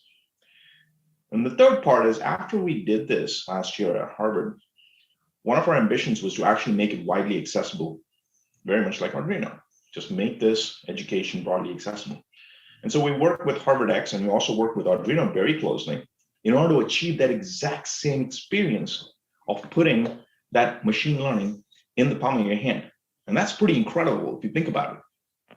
We're teaching over 30,000 students right now, right, who have kits and who are actually deploying models onto these small little devices.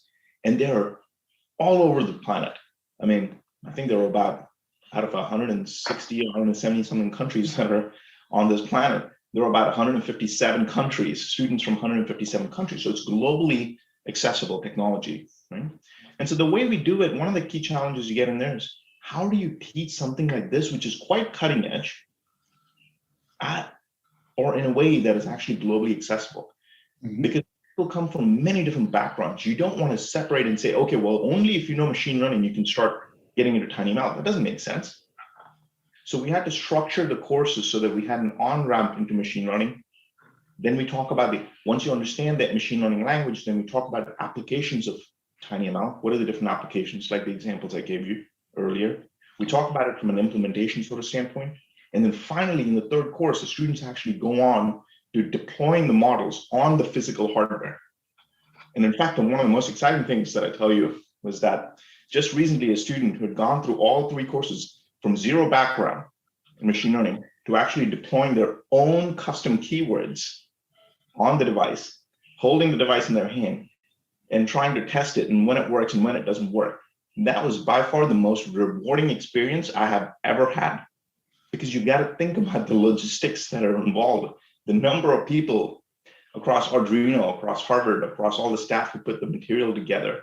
There are a lot of people who really believe that this technology is something that should be globally accessible, and that what we have learned is that it can totally be done. Well, thank you very much, Professor, for being with us and for accepting our invitation. We really, really love the work that you're doing, and we're very passionate about teaching and really democratizing technology. So your work is very relevant. And we're also very happy to be part of it in a tiny part, because we work together on this little kit here, Tiny Machine Learning Kit, which is the one used in the edX class, but it's also very popular now for people trying to learn how to do tiny machine learning. It includes an Arduino Nano 33BLE Sense and this camera and some sensor input-outputs. So you can use TensorFlow Lite Micro on it and other tiny machine learning algorithms to do computer vision, to do gesture recognition, to do voice recognition. And we hope that you will like the work that we're doing and this kit. And thanks again to the professor for taking part in this short interview. Thank you very much. Thank you, Massimo and Vijay, for the insights. Thank you. And more interesting guests and important topics in our coming Eduvision Season 3, starting on 15th of April. Thank you. Bye. Thank you. See you.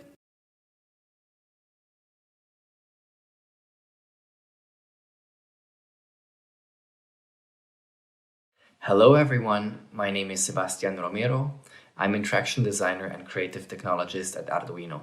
Today I would like to demonstrate how to do automated optical inspection using the Arduino Portenta Vision Shield. Let's have a look. For this demo, I'm using the Arduino Portenta H7 microcontroller board.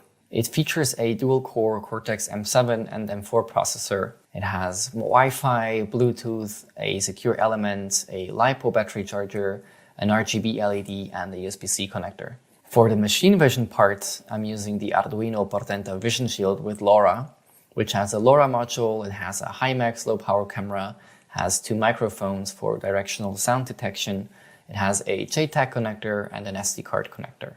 In this demo, we're doing machine vision, which is an automated imaging-based inspection and analysis for process control, maintenance checks, robot guidance, and so on. 2 techniques that we're using for that are blob detection and frame differencing. Blob detection helps us to detect areas in an image that are interesting because they differ in properties such as brightness. With frame differencing, we can compare 2 images in regards to their pixels and figure out the difference between them. In this demo, I'm going to show the OpenMV IDE, which is an IDE that allows to easily create machine vision projects with microcontrollers in MicroPython. In our scenario, we're going to do automated optical inspection. And the scenario is that we have 2 Arduino Nano 33 BLE sense boards in a production line. But one of them is not fully populated. One is faulty because it's missing a sensor.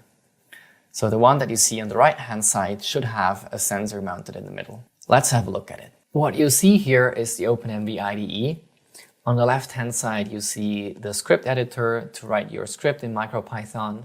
And then below that, there's a serial terminal to print out messages to debug your script. On the right-hand side, there's a camera feed preview. And then below that, there's a histogram that shows you the distribution of the grayscale values from your camera stream. So let's have a quick look at the script. You will see that in roughly 100 lines of code, we do a blob detection to figure out if something's wrong with our BLE sense board. So what happens first is that it takes a reference image from the non-broken Arduino board and takes that as a reference, so it compares against that. And then in this loop, it just constantly takes a new image and tries to figure out if something's wrong with what it sees. So first it tries to see if there's anything at all on the stage, and then if there's nothing there, we report that as an error. What happens next is that it calculates the difference between the reference image and what it currently sees. And what it gets is something like this. So if there's something different, it's going to show up as a rather white pixel. If something is the same, it's going to remain black. So what we want to do is we want to calculate this difference, so we get something like this, and then from that image, we calculate the blobs, and whenever it finds white areas, it indicates that something's wrong there. Something must be reported. And this is what happens here. So it takes the difference and it tries to find blobs in that image. And if it finds something, then it reports that as a mismatch. So something on the board is not quite right.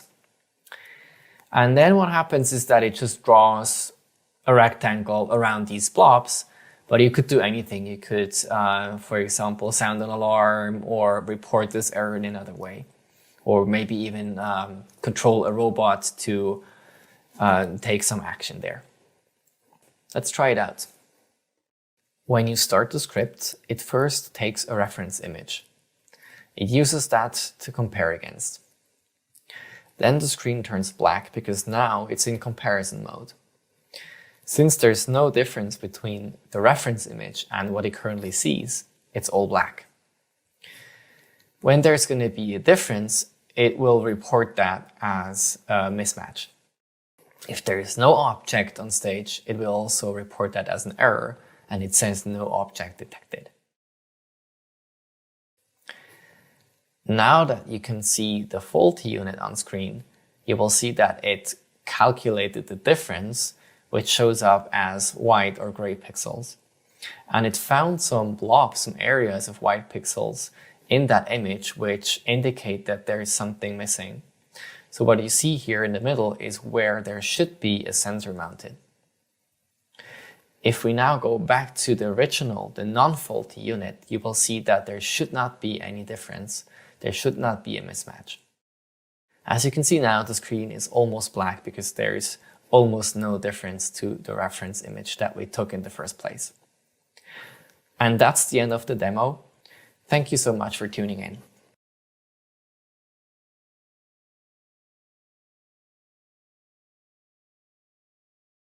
Hi everybody, my name is Andrea Riquetta and I'm head of the Pro business unit in Arduino. Today I would like to update about the new products and the partnership since last year. Let's talk about Portenta H7, that is the heart of our solution. It can be used for computer vision, robotics controller, high performance, leveraging the dual core microcontroller. 2 high density connectors ensure scalability and a wide range of application. Vision Shield, detect gesture, identify objects, and see things. Is designed for vision devices and applications. 2 omnidirectional digital microphone allow you to add sound recognition. Is available in Ethernet and LoRa. Portenta Breakout board for the H7. It's a great tool for testing devices, connections, and capacity. Comes with the Ethernet connectivity, dual hub USB, SD card, RS485 and 232, and the CAN bus. It's ideal for software developers, service engineers, and R&D engineers. Let's talk about partnership. We recently partnered with Edge Impulse that brings ML and AI on Portenta H7 and the Nano 33 BLE. We partnered with OpenMV to have an IDE with MicroPython for Portenta H7 and advanced image recognition libraries. And then Lauterbach, that for every Portenta H7 gives a free license for their Trace32 debugger. Thanks for joining me today, and stay in touch.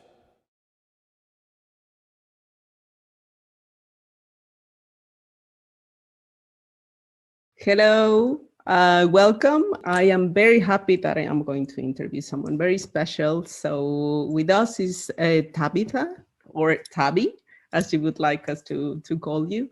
So welcome, and I am really happy to have you here because I think it's really important for us to have people, women, people from several parts of the world doing amazing stuff, inventing things, using technology, building technology, and innovating. So welcome, Tabi. How are you? I'm doing good. Thank you guys for having me. I'm excited. Tell me a little bit about your background. Where are you from?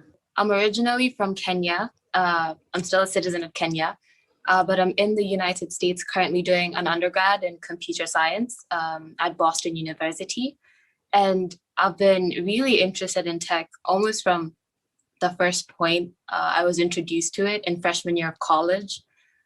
So that's a little bit about me. I'm a Kenyan in the United States exploring the world of technology and engineering. I don't actually study engineering in college. This happened actually over COVID, like at the onset of the pandemic. We were all at home just wondering what we're going to do now that we don't have activities outside. And I saw my cousin doing a project with Arduino. He's like in high school. And I was like, what is that? But it was his Arduino and I couldn't just like take it and tinker with it. So I said, I'm going to buy my own starter kit. I didn't know what I was going to do.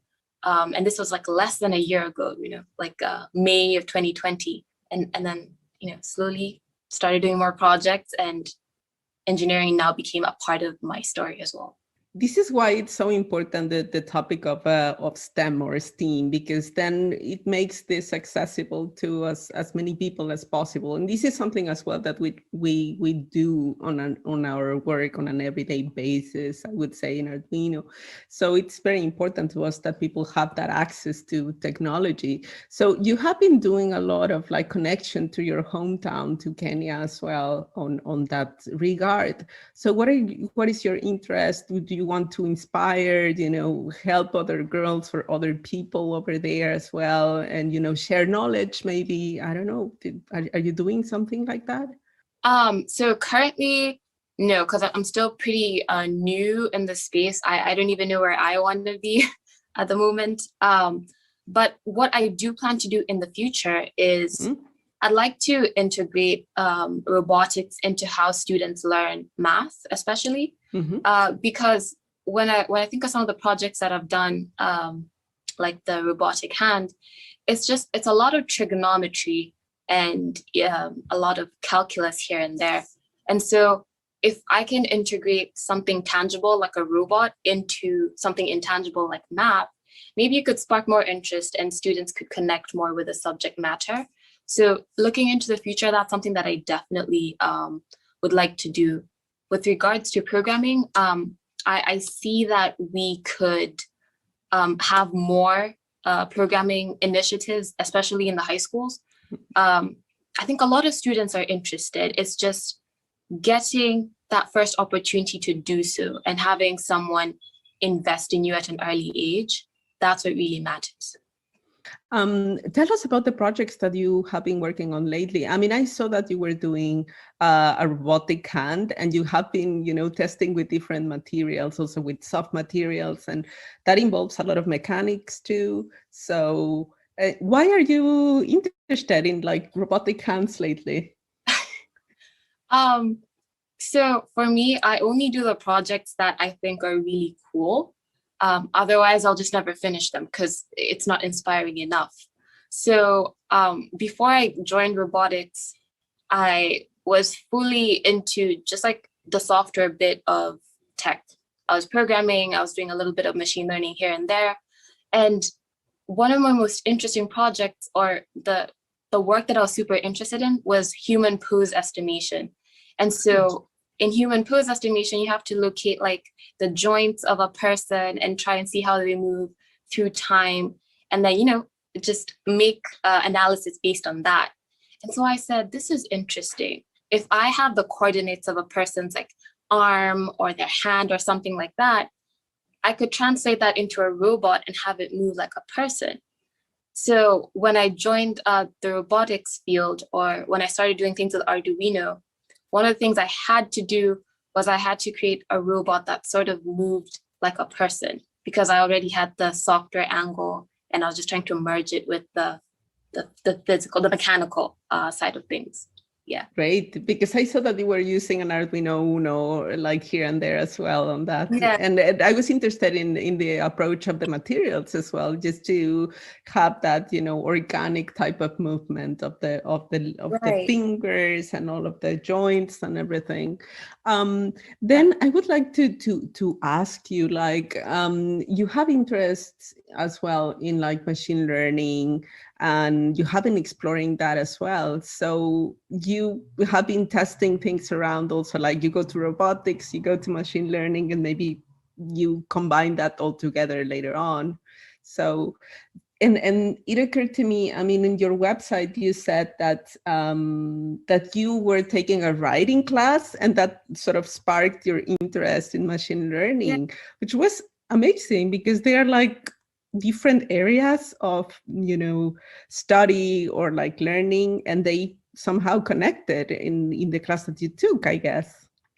Yeah, that's really interesting. Very few people actually go up to my website to learn about me, so I appreciate that. It was in the fall of my second year of college. I was taking a writing class, and my professor said, write about anything that you want.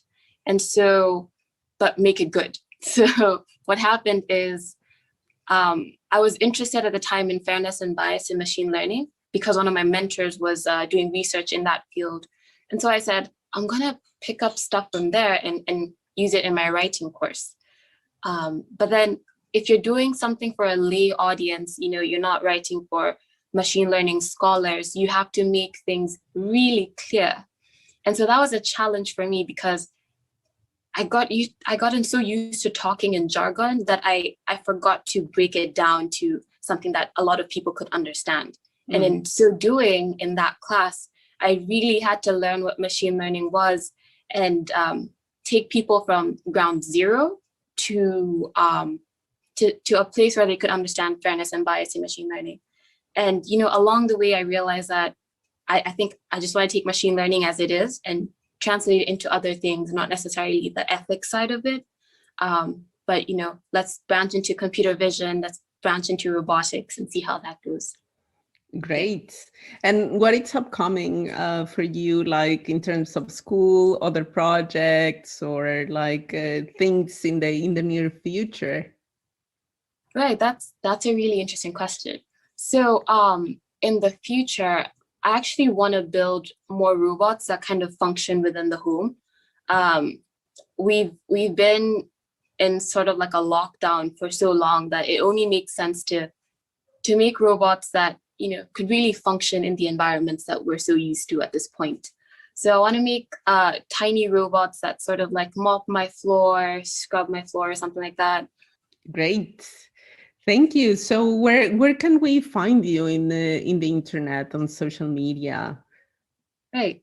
So I'm very active on Instagram. So Tabitha Orwanda, Tabitha _Orwanda on Instagram. I do check my DMs frequently. So if you're a fellow tinker with some ideas, or you just, you know, want to give me feedback or something like that, you know, you're welcome to reach out.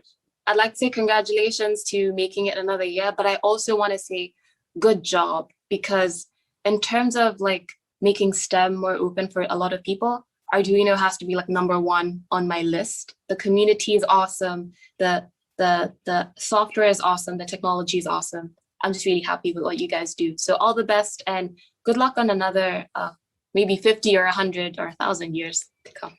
Great. Thanks a lot, Tavi. It was really, really great to have you here and really inspiring for me and for everyone. And I hope this was enjoyable for the rest. Thank you. Thank you. Ciao, I'm Silvia from the Arduino marketing team, and I'm here to announce the other winners of the Arduino Day Community Challenge. But before showing you the other greatest project, I would like to thank you, all the participants. We had a really great time looking through your creation. You guys are so amazing, and we are so proud of our community. Enjoy! Hello, my name is Johan, and this is my reed organ from 1902, equipped with 61 servos and an Arduino Maker 1010, and a vacuum cleaner keeping noise over there. Except for the vacuum cleaner, everything is powered by this little LED battery. The Arduino takes commands from this computer playing MIDI via Wi-Fi or via USB. Let's put it in action. I wrote a song called the Arduino Nerd. The sheet music is linked in the description and you get subtitles in the video, so you can sing along. Ready? Arduino, you haven't stolen my heart but my free time. Arduino, because of you I feel sad and blue. Arduino, I never meet any friends, male or female.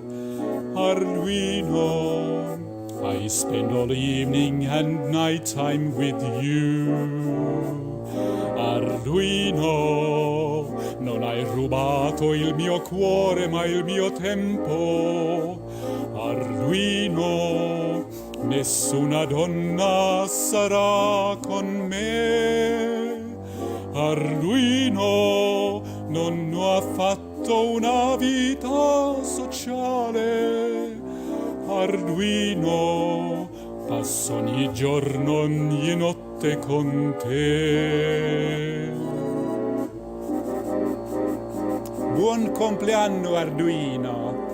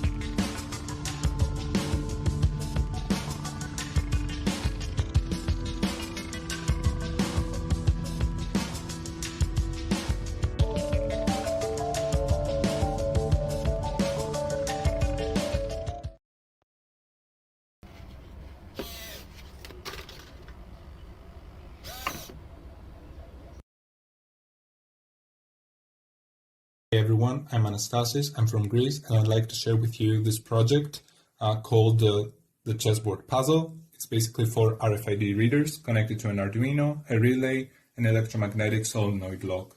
So when the correct pieces are in the correct squares on the chessboard,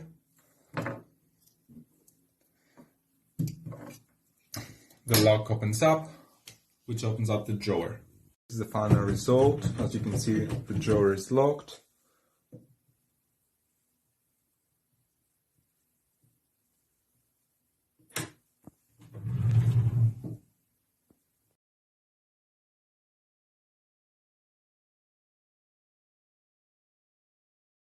Hi, I'm Therese. I work at Arduino with educational support, and with me today I have Nicholas. Hi. Hi, my name is Nick. I'm an electrical and electronics engineering student from Malaysia. Nice to meet you. So Nicholas has created this really cool robotic dog so tell us a bit more about your project, Nicholas. It's a robotic dog. Yeah, so I'm currently developing a robot dog using Arduino Uno and 12 servo motors. I was looking for some projects to do, and a few years ago, I saw Boston Dynamics robot dog video, which was one of the coolest things I've ever seen. So while thinking about projects to do, I decided to make my own version of a robot dog. It's really nice. So it has 12 servo motors, four for the 2 front legs, and then 4 for the 2 back legs, so that each joint can move independently. Is that right? Yeah, 3 servos for each limb. Yeah. 3 servos for each limb. Yeah, 3 servos for each limb, and so each limb can move up and down and then sideways, and it can move like this. Oh, yeah, I think I missed the sideways one. So the upper limb has 2 directions. Yeah. That's super cool. I saw the video and I thought it was really cool. I really liked how you explained your kind of way of working. You tried it and then it didn't work and you figured out how to do it afterwards. So it's really cool that the audience can also see what kind of possible walls they can hit. And then you showed how you moved from it and learned.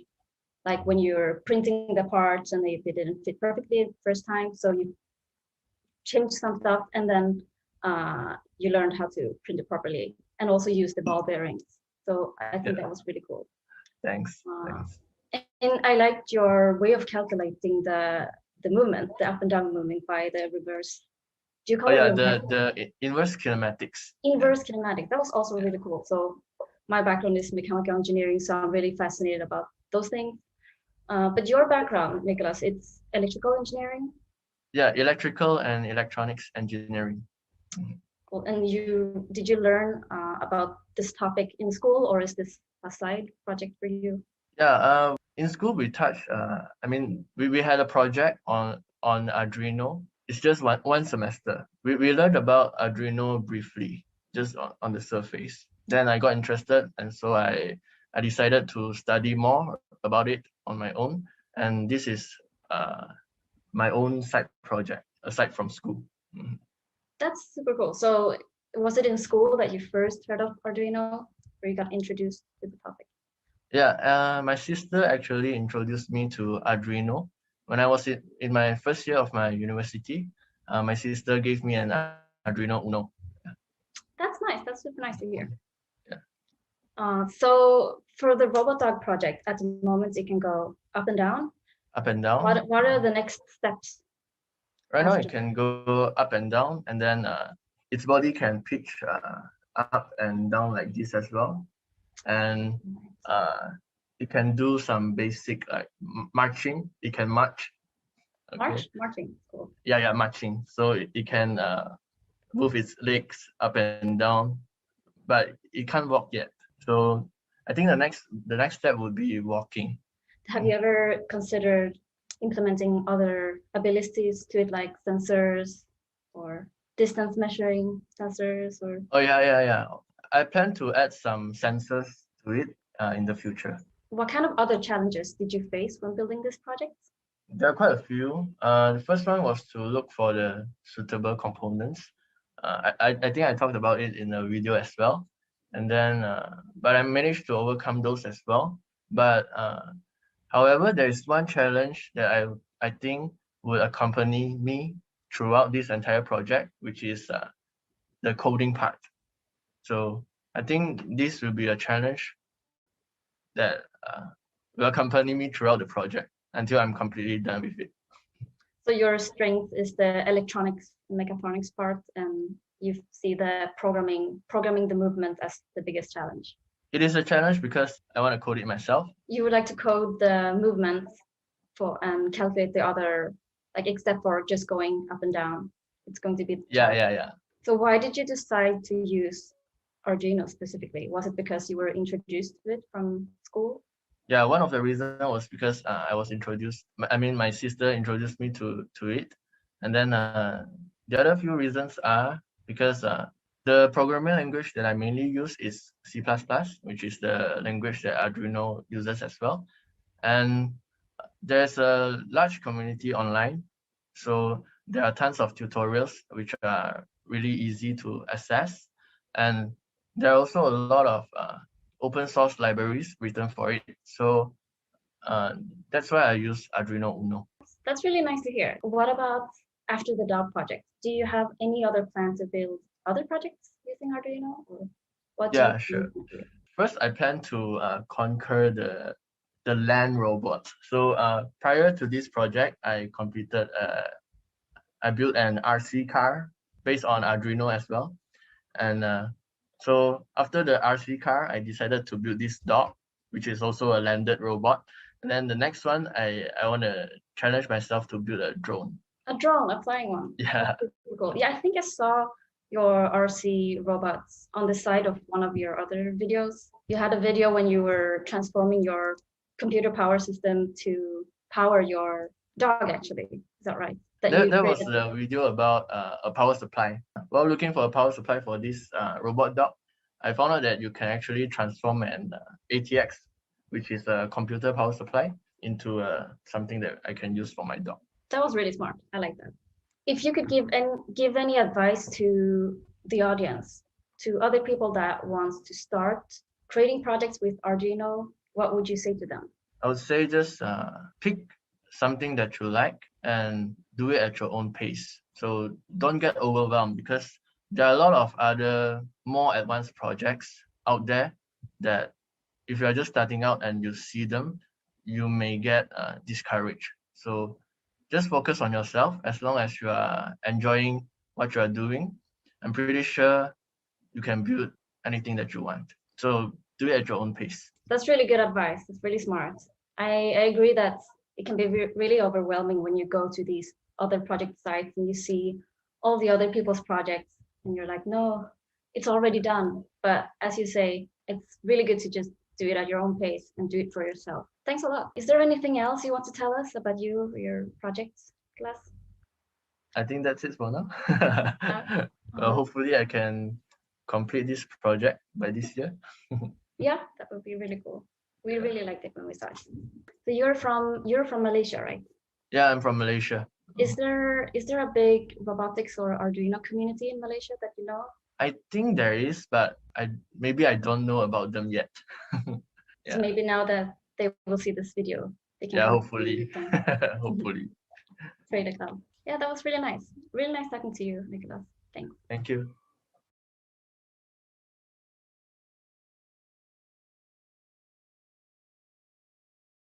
Want to see something cool? Alexa, what's the weather outside in Denver? Right now in Denver, Colorado, it's 31 degrees Fahrenheit with cloudy skies. Today's forecast has snow flurries, with a high of 35 degrees and a low of 16 degrees. Okay.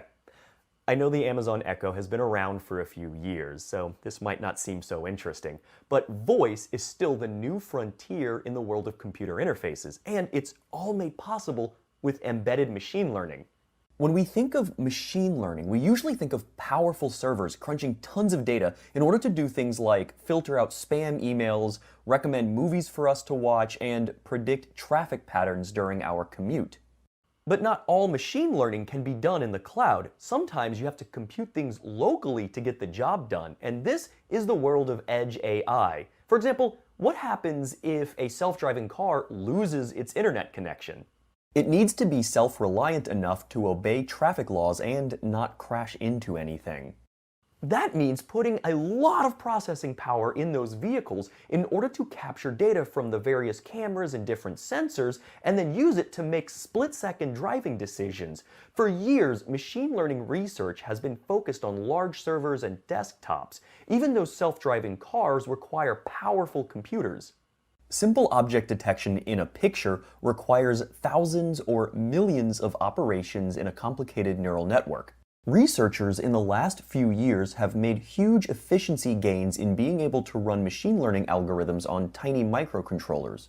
And there are some tasks that can be accomplished with smaller neural networks or simpler machine learning models.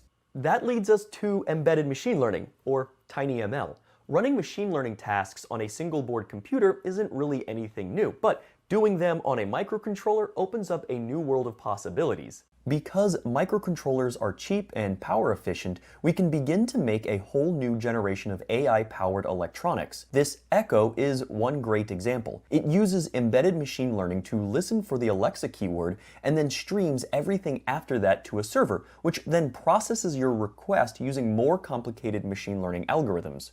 In this course, my fellow lecturers and I will introduce you to important machine learning concepts and how you can apply them to your embedded projects.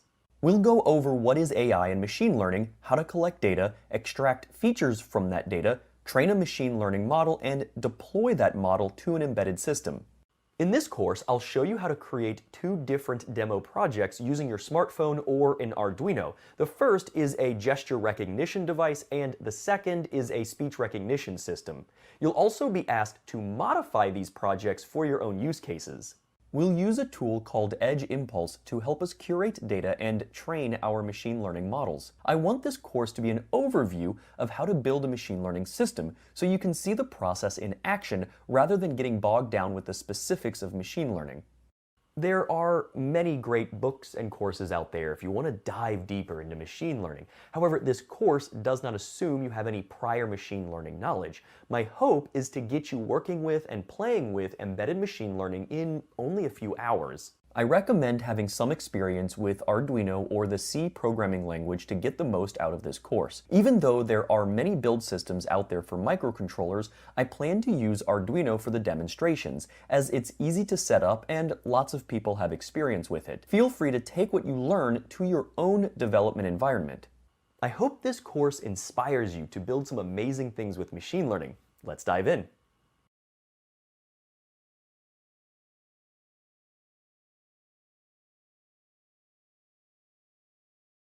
And now for something slightly different. We want to tell you the story of an old computer that's considered the first desktop computer ever developed. And it was developed in the city of Ivrea by the company Olivetti. And what's the connection with Arduino? Because Arduino was born at the Interaction Design Institute Ivrea in a building that in the 60s used to be the R&D lab for Olivetti. And in a way, when we were working on Arduino, I read the story of how this computer, the Olivetti Programma 101, came to be. And I was so interested by the whole story of how this small group of people essentially launched the Skunkworks project to design a computer that would be super simple, that could sit on your desk, and it would be cheap enough that a lot of people could afford it. Obviously, it wasn't a personal computer in the modern term, but it was something that a company could buy for a lot of employees. And it was very interesting because it's one of the first low-cost transistorized computer. This was launched in 1965.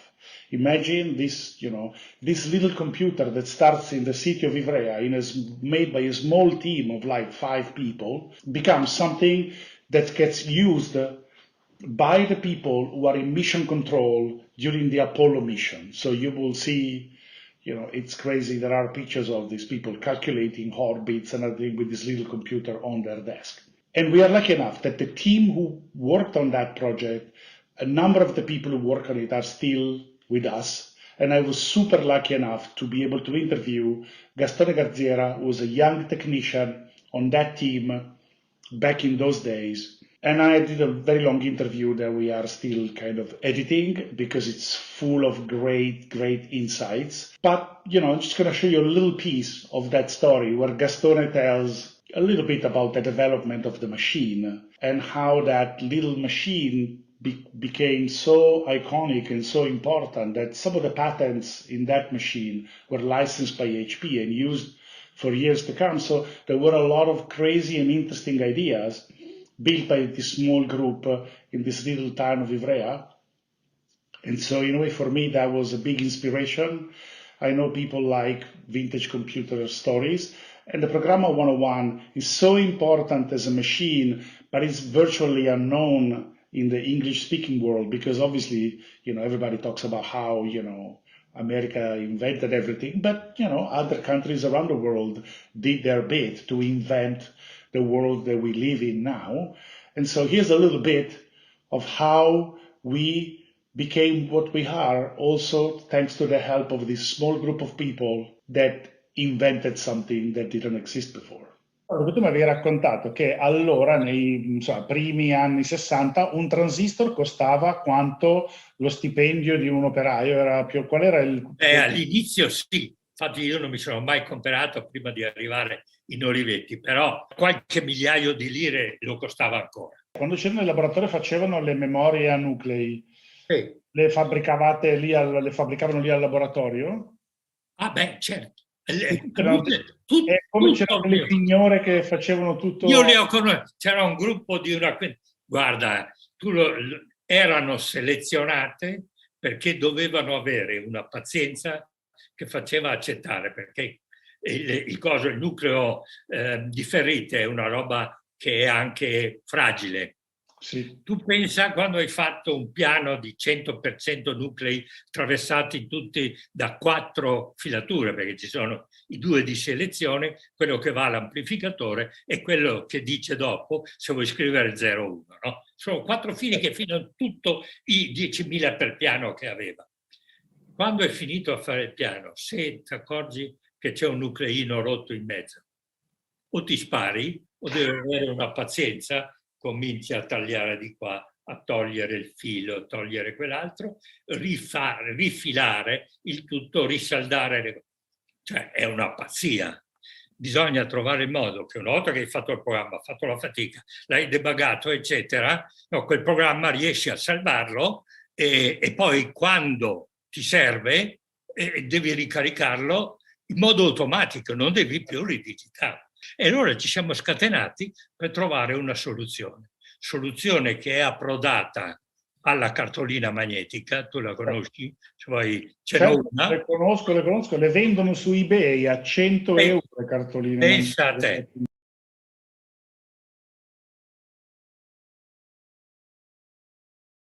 And welcome back. I mean, sorry, I have to quickly comment about the last video.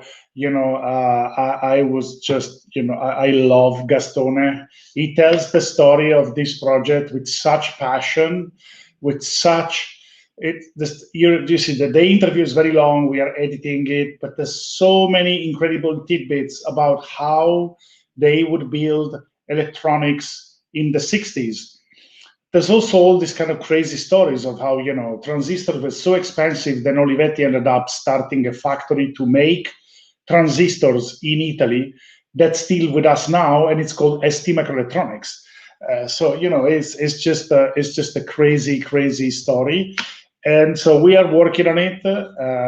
But in the meantime, welcome back. I hope you enjoyed this segment. There were a number of questions. I will answer some of them very quickly.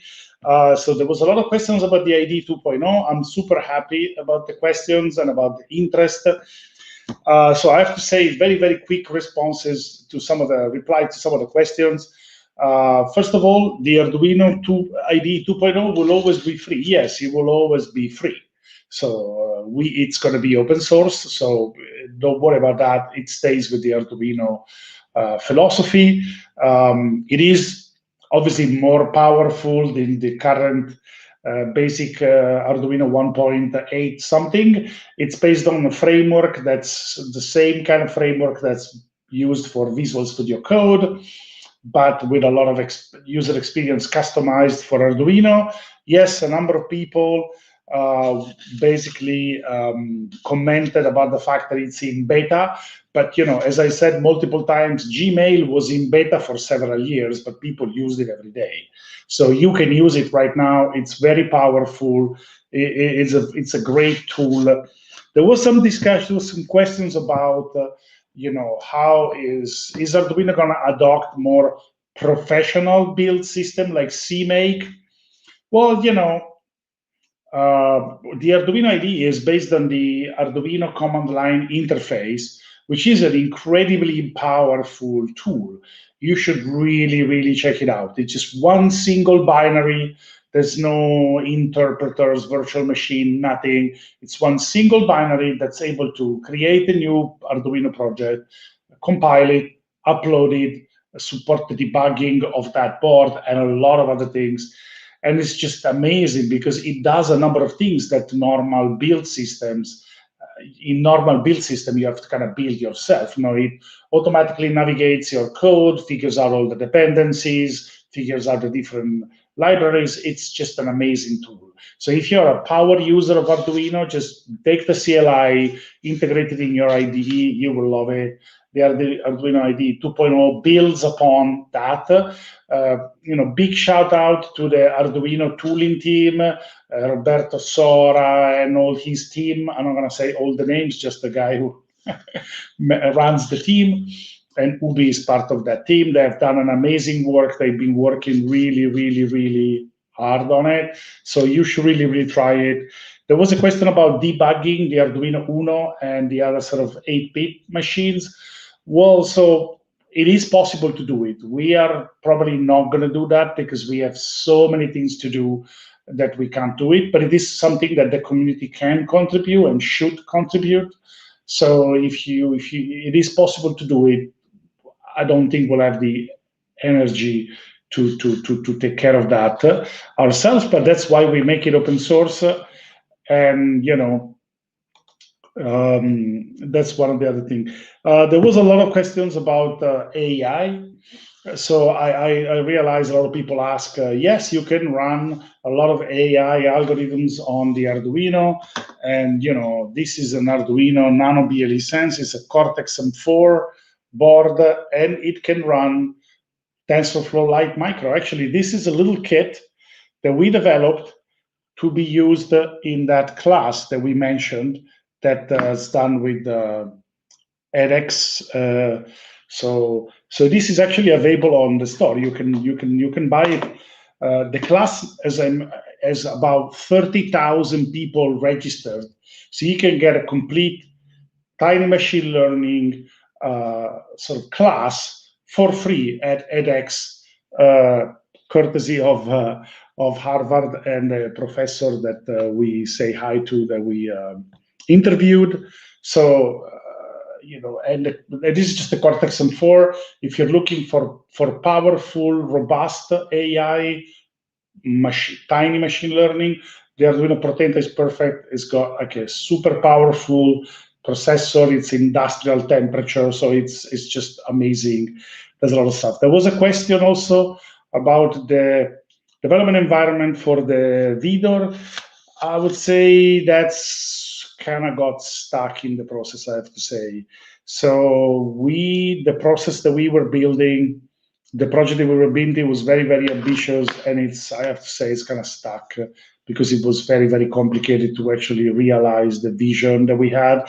And, we are a small company at the end, and we do what we can with the resources that we have. So I would say we do amazing things for the number of people we are and the resources we have.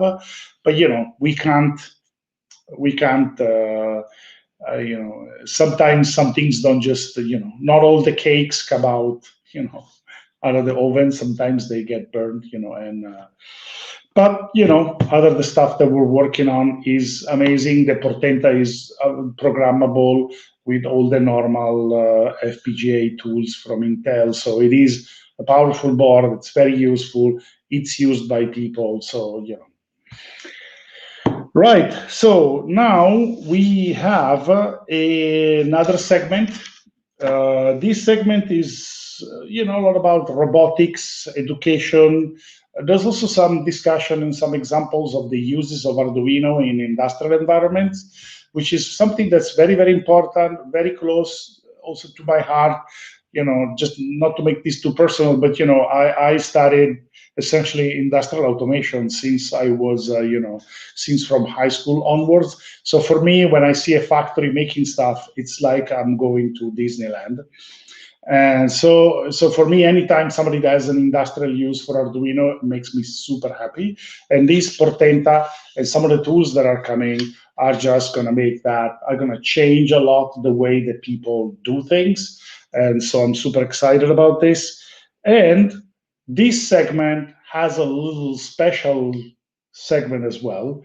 There's going to be some preview of the Arduino Nano RP2040 Connect. So the new Arduino Nano with the Raspberry Pi processor. There will be some updates on all the things that we've been developing and some of the things that we'll be releasing. So check it out. So I guess we can now give the floor to Jose Garcia, who's going to explain to us about the Arduino Swiss Arm, the Opla IoT Kit, which is the, but let's send out the next video. I'll see you at the end. Hi, my name is Carl. I work as a content creator at Arduino. Today, we're going to take a quick look at the IoT Cloud and how to use the OTA feature as well as the Share Dashboard feature. Let's begin by heading over to the IoT Cloud. Here, I've already created a thing called Simple Application, which we can click into. Here's our thing overview, where we can make a lot of important configurations for our thing. We can see here that I've already created two variables called button switch and sensor data. And in addition, we can also see that our device is already online. Well, let's take a look at the code. All the configurations we make in the Arduino IoT Cloud are generated into a sketch file that we need to complete. So let's see what changes we need to make. First, we need to navigate down to the setup, where we need to write this line, which is pin mode LED built-in output. This will define our LED built-in as an output. We can then go on to the void loop. The next thing we want to do is making a reading of an analog sensor. This is simply done by storing the value of A1 in sensor data, which is the variable we already created in the cloud. Now the following thing we need to do is to create a conditional inside this function. This conditional will either turn on or off the LED, depending on what state the button switch variable is in.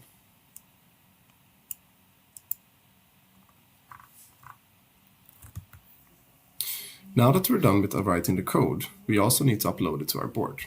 For this, we could use the OTA option. OTA stands for over the air and allows us to upload the code to the board, without the board being physically connected to our computer. To upload it, we simply need to select the OTA option and click on the upload button. A process will now start that may take a few minutes depending on your internet connection. Now, with our code uploaded to the board, let's head over to the dashboards. Here, I have already created a dashboard called Simple Dashboard, which you can click into. Inside, we get a switch and a gauge widget, each linked to the variables we created. We can now turn on or off the LED with our switch button while monitoring the values recorded from the analog pin where we have connected a potentiometer. If I change the physical state of the potentiometer, like this, we can see the values here are changing as well. Now, we can also share our dashboards. If you have a maker plan, you can simply invite your friends and family to use your dashboard. This is done by clicking the Share Dashboard button located at the top right corner. Simply type the name of your friend's username or email and click on the Share button.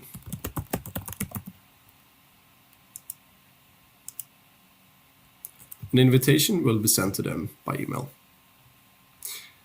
You can easily remove anyone from the list as well by clicking on the little cross next to their name. And that's how easy it is to use the Share Dashboard feature.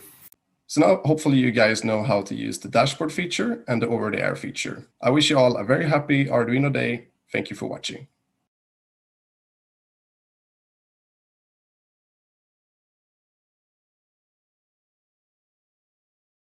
Hello, I'm Jose Garcia, and I'm the product owner of the Arduino Opla IoT Kit. The Opla IoT Kit is the perfect way to get started in the exciting world of the Arduino IoT. Let me show you a video explaining the kit. Get ready to add smart capability to appliances and devices around your home with the Opla IoT Kit. The kit provides 8 out-of-the-box connected projects for home or workplace. The Internet of Things is a giant network of digitally connected devices that collect and share real-time data from all over the world, and it's changing the way we live. Examples include smart gardens and smart lights that we can monitor and control remotely. The 8 projects featured in the Opla Kit allow you to easily add connectivity to appliances around your home, for example, the smart thermostat. DIY enthusiasts can use the Opla IoT Kit to build custom IoT devices with full control over the functions and data, putting the Internet of Things in your hands. The kit includes the core parts to build your projects: the Maker IoT carrier featuring a color display, environmental sensors, and a capacitive touch buttons. An Arduino Wi-Fi Maker 1010 complete with crypto security chip, and a collection of additional sensors, actuators, and cables. The 8 connected projects that come with the kit are suitable for complete beginners and could not be easier to follow, with no soldering required. They include all the simple step-by-step instructions to assemble the projects and add smart connectivity to a device.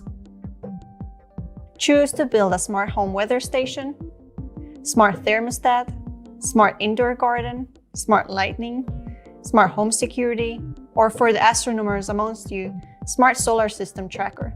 The kit can even be used to create your own unique messaging service between Opla units, or add smart capabilities to your business's inventory management with the goods in and out tracker. Once set up, all devices are monitored and controlled via the Arduino IoT Cloud with a handy app available for control on the go with your smartphone, which is part of Arduino Create, an integrated online platform that enables users to write code and access content, amongst other things.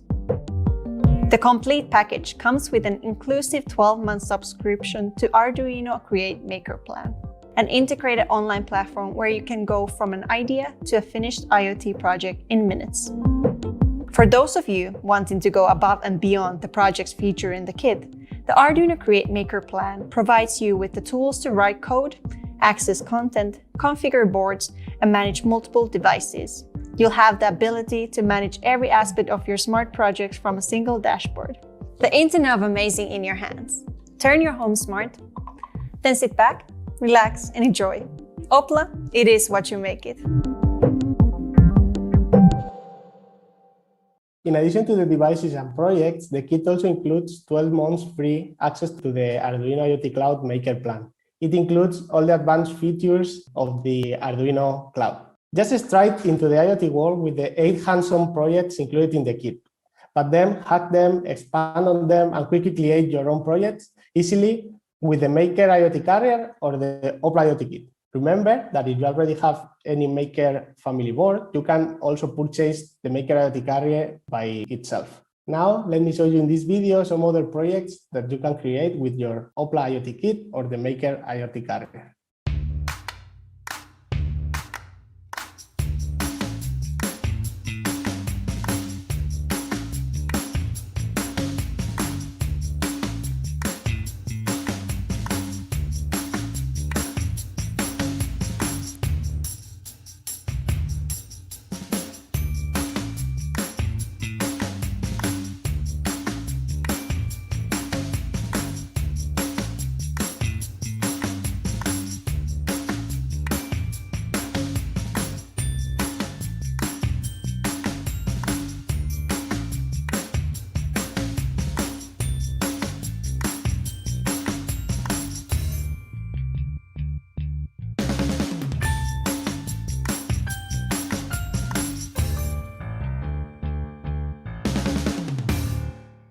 This is all. Thank you very much. I hope you enjoyed the rest of the Arduino Day. And happy birthday, Arduino.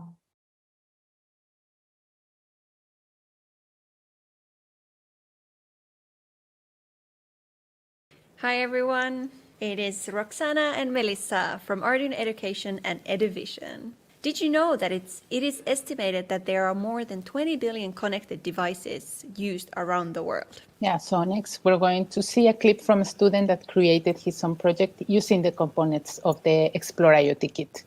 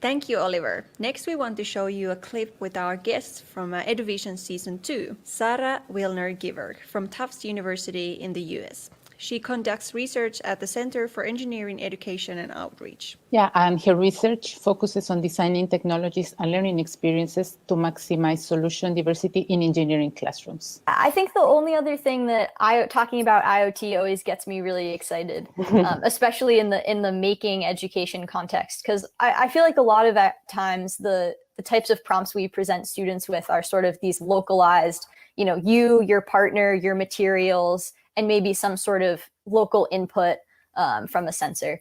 But what's cool about IoT is that all of a sudden that sphere of what your project scope is can be blown totally open. And no longer do you have to be physically near things or have lots and lots of resources to be able to collect, weather data or pull information about things happening across the world.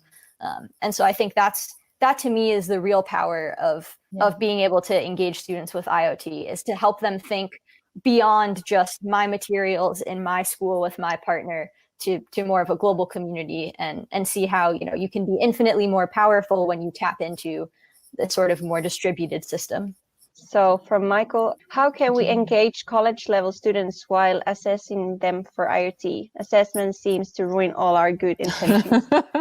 Yeah, doesn't it always? That's a super good question. So I have a couple thoughts on that. I mean, one is I think the power of the system diagram works as both a teaching tool and as an assessment tool. So if you can, use the graphs or the diagrams that students present to you to explain their system. If they don't understand how the IoT is working, that system diagram won't make sense and there will be missing pieces. And so that's one really good way to know whether or not someone, especially at the college level, understands the whole process and what's happening. So that would be my initial recommendation, is just, does their system diagram make sense? And if it does, then that's an indicator that they understand how they're using IoT. Thank you, Sarah. You can watch the full episode with Sarah Season 2, Episode 02, and you can find it from arduino.cc/education or from our YouTube channel. What if we take a look at the Explore IoT Kit? Yeah, I have it here. Nice. So it has all the components to build 10 projects. So you can find the Maker 1010 board, a carrier, some different sensors. Yeah, like that. So the carrier has 5 different sensors: gyroscope, accelerometer. Also, we have an external PIR sensor and a humidity sensor. Yeah, moisture sensor. The carrier comes, it has already built in, so you can skip all the wiring. So it comes with the humidity, like Roxanne said, it has the pressure, light sensor, temperature sensor, and others. And then there inside the kit, you can find those two. And they're easy connect here. You can have the Grove connectors. So no need to wire or do that kind of troubleshooting. Yeah, just plug and play and you start collecting data. Yeah, that's easy. So it's really, focusing on programming and learning about IoT. And from our education site, the arduino.cc/education, you can find more about Explore IoT Kit. You can find videos about the kit. If you want to see more, what is the hardware, what are the sensors, learn about. You can even see a demo lesson if you want to see, and take a look at the learning platform. Exactly. And if you are interested in learning more about IoT, don't miss our next EduVision session number 3, starting on April 15. So see you all there. Thank you. See you there. Bye. Bye.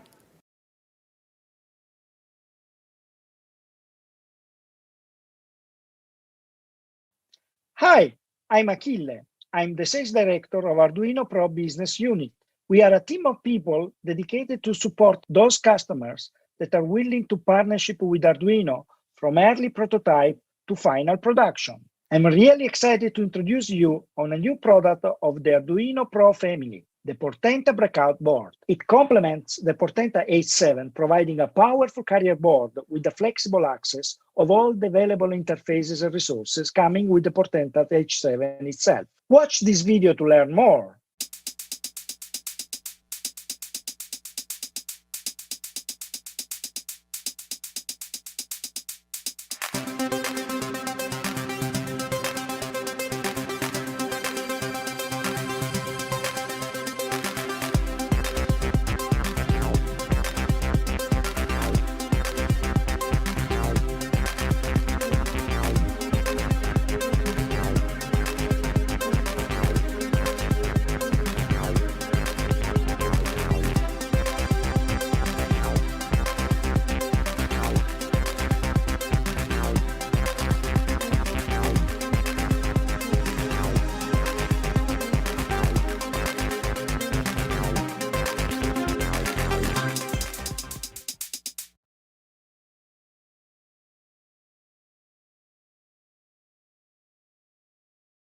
Hello everyone, I'm Stefano. I am part of the marketing team in the Arduino Pro Business Unit. I'm gonna show you a great example of how Arduino is enabling companies to move from prototyping to production. In this video, you will see how machine vision is deployed to boost efficiency in manufacturing for the automotive industry. You will have a quick look at how our customer automated quality check during manufacturing by combining a Portenta H7 and a vision shield with a cobot. This is a great example of how Arduino Pro is enabling companies worldwide to innovate by making complex technologies open and easy to use. There are many success stories available on our website you can check out anytime. Now, let's dive into some great industrial automation. Enjoy it!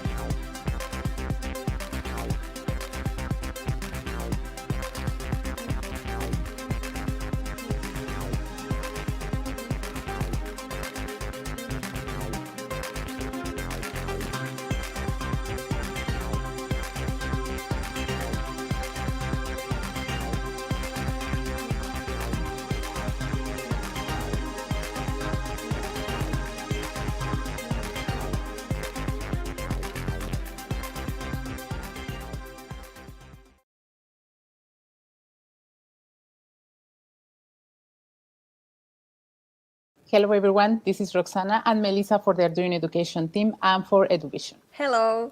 The next kit we're going to talk about is the Engineering Kit Rev 2. This kit is ideal for advanced high school and college students. It has 3 projects that are they cover the fundamental engineering concepts such as mechatronics, model-based design, they have control systems, image processing, robotics, signal processing, MATLAB, and Simulink programming. That's right.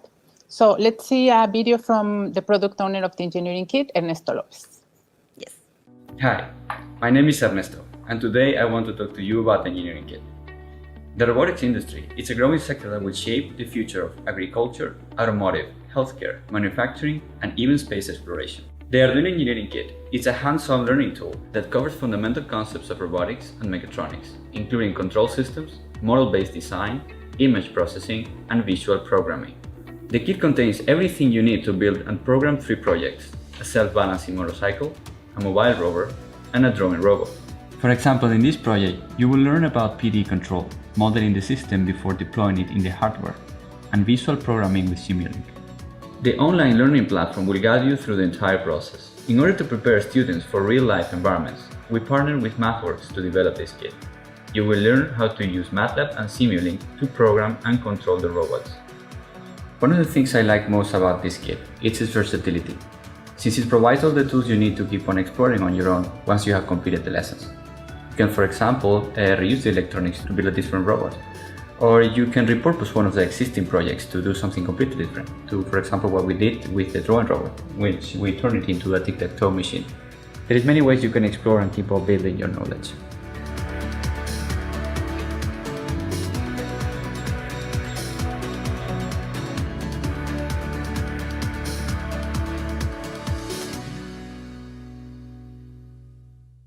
So thank you so much, Ernesto. And if you are interested in learning more about the engineering kit, you can go to our website, or you can watch a clip we had for EduVision last season.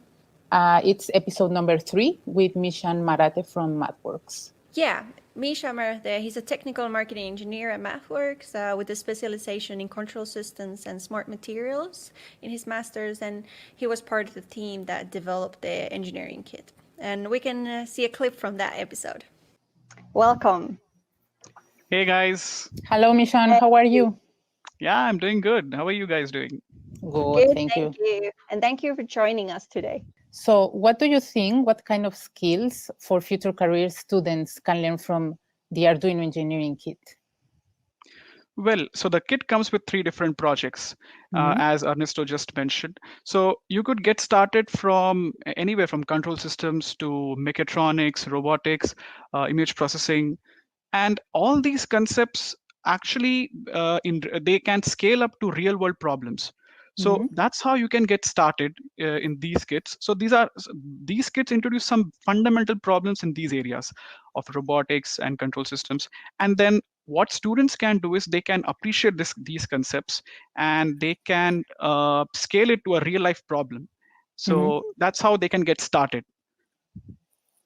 Yeah, that's really good. And also, what do you think that this tool could help to students and teachers? Because prior, well, I don't know if maybe when you studied, did you have access to this kind of tools?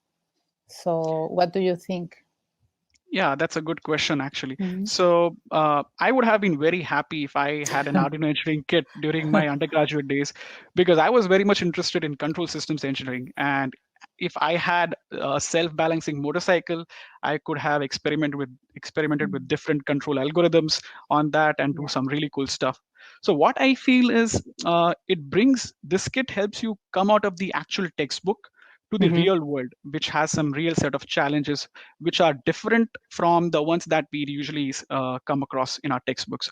So what this kit does is it brings you out in the real world. You can you can validate the theories that you study, and you can see it happening in action. So let's say you design an algorithm to balance the motorcycle. So you can actually see it happening in front of you. So that is the cool stuff that I think the kit brings with. So you can learn so this is basically learning out of textbook, and it prepares you for real world challenges. More about the engineering kit in our next EduVision season number 3, coming on April 15. See you there. Thank See you. Bye. Bye.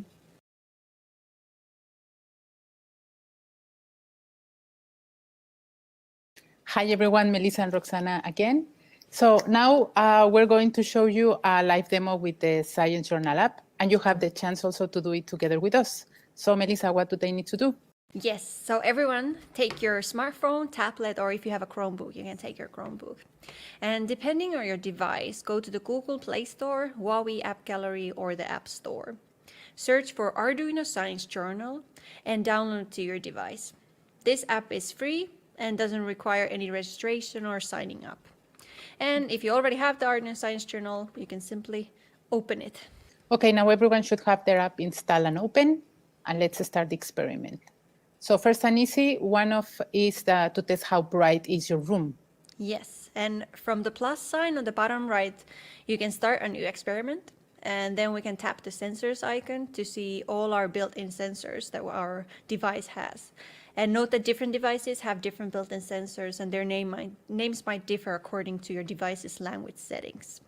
So, Rox, what does it say? How bright is it in your room? Super bright. Is it? Yeah. Actually, maybe it helps because it's sunny. Yeah, true.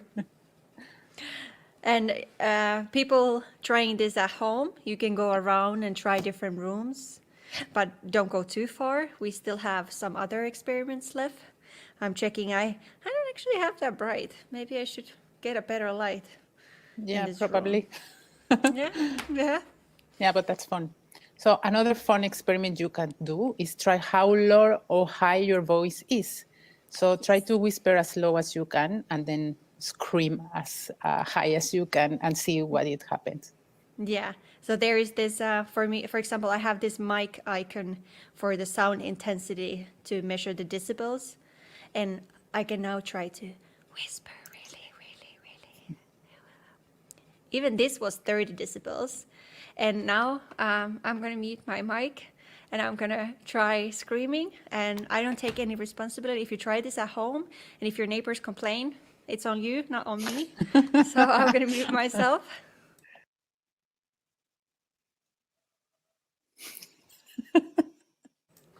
It was 80 decibels, not that much. Yeah, it was decent. Yeah. It's nice. So if you try that at home, let's see how many decibels did you get. Yeah. So it will be nice if you try this experiment to post a picture on our social media channels today and use the hashtag Arduino Day. And it would be great if you can share that with us. Yeah, we would like to see all your different experiments. You can try this one. If you can beat me, I had only 80. If you can get better, or then try some other experiments. And for example, with the sound, you can try experimenting like different parts in your apartment, or if you have a classroom.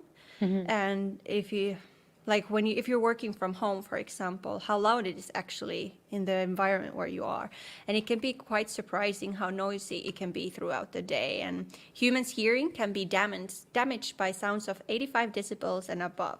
So you can check, for example, in your classroom, is it more than 85 all the time? Is there something you can do? And then with the Science Journal app, you can even create triggers that warns you. So for example, if it gets more than 70, it's gonna send you an alarm or trigger some note in your phone. So you know, like, okay, maybe now it's time to do something or fix the issue, for example. Yeah, that's interesting. But also, if you want to learn more about sound, if you go to Arduino Science website in Science Journal Arduino CC, you will find all kinds of fun experiments related to light, motion, sound, and electricity. And many of these experiments, you can do it simply with your mobile device, which is very cool.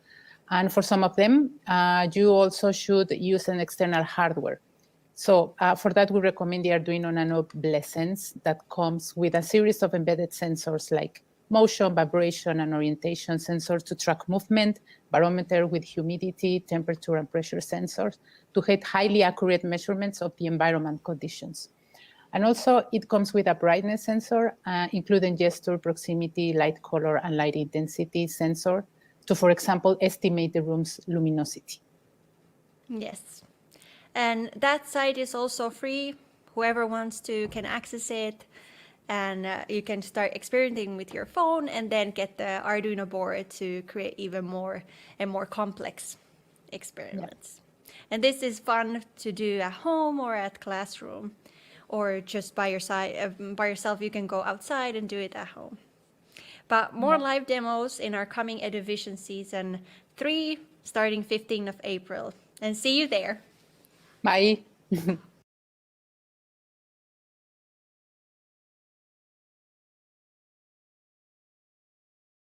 Hi everybody, I'm Giulia, a firmware engineer. And I'm Arturo, an hardware engineer. Today we will introduce you the new Arduino Nano RP2040 Connect. It is the very first Arduino board with a Raspberry Pi silicon on it. We believe that the collaboration between Arduino and Raspberry Pi will be extremely advantageous for the open source community. RP2040 is a powerful dual-core CPU, which will allow you to enhance your Arduino projects. Moreover, we have another dual-core processor on top of the board, the ESP32, that is a very common processor for IoT projects all over the world.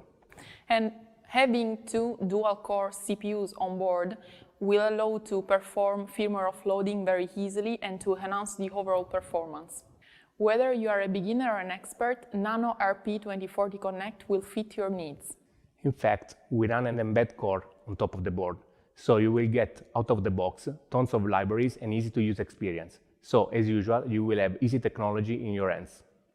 Makers can easily hot swap the projects they already developed for other boards, and students and teachers can exploit the high number of PWMs and sensors to develop awesome projects for robotics and machine learning applications. The board comes out with embedded microphones and a 6-axis MU with machine learning engine. So we will have powerful IoT-based projects with embedded sensors that will fit everything you need.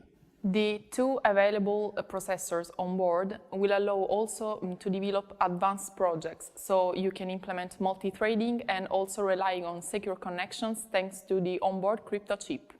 Thanks to the secure connection, you can connect your board to the Arduino IoT Cloud and control it all over the world. You can also check the sensor data using the Arduino IoT Cloud smartphone app. Thanks to the onboard microphone, you can develop smart apps with voice recognition, and we are excited to show you the very first demo on a Nano RP2040 Connect. During this demo, we will trigger the words yes and no to turn on a blue light for the word yes and a red light for the word no. Right, Arturo, so enjoy it. Yes. No. Yes. No. Yes.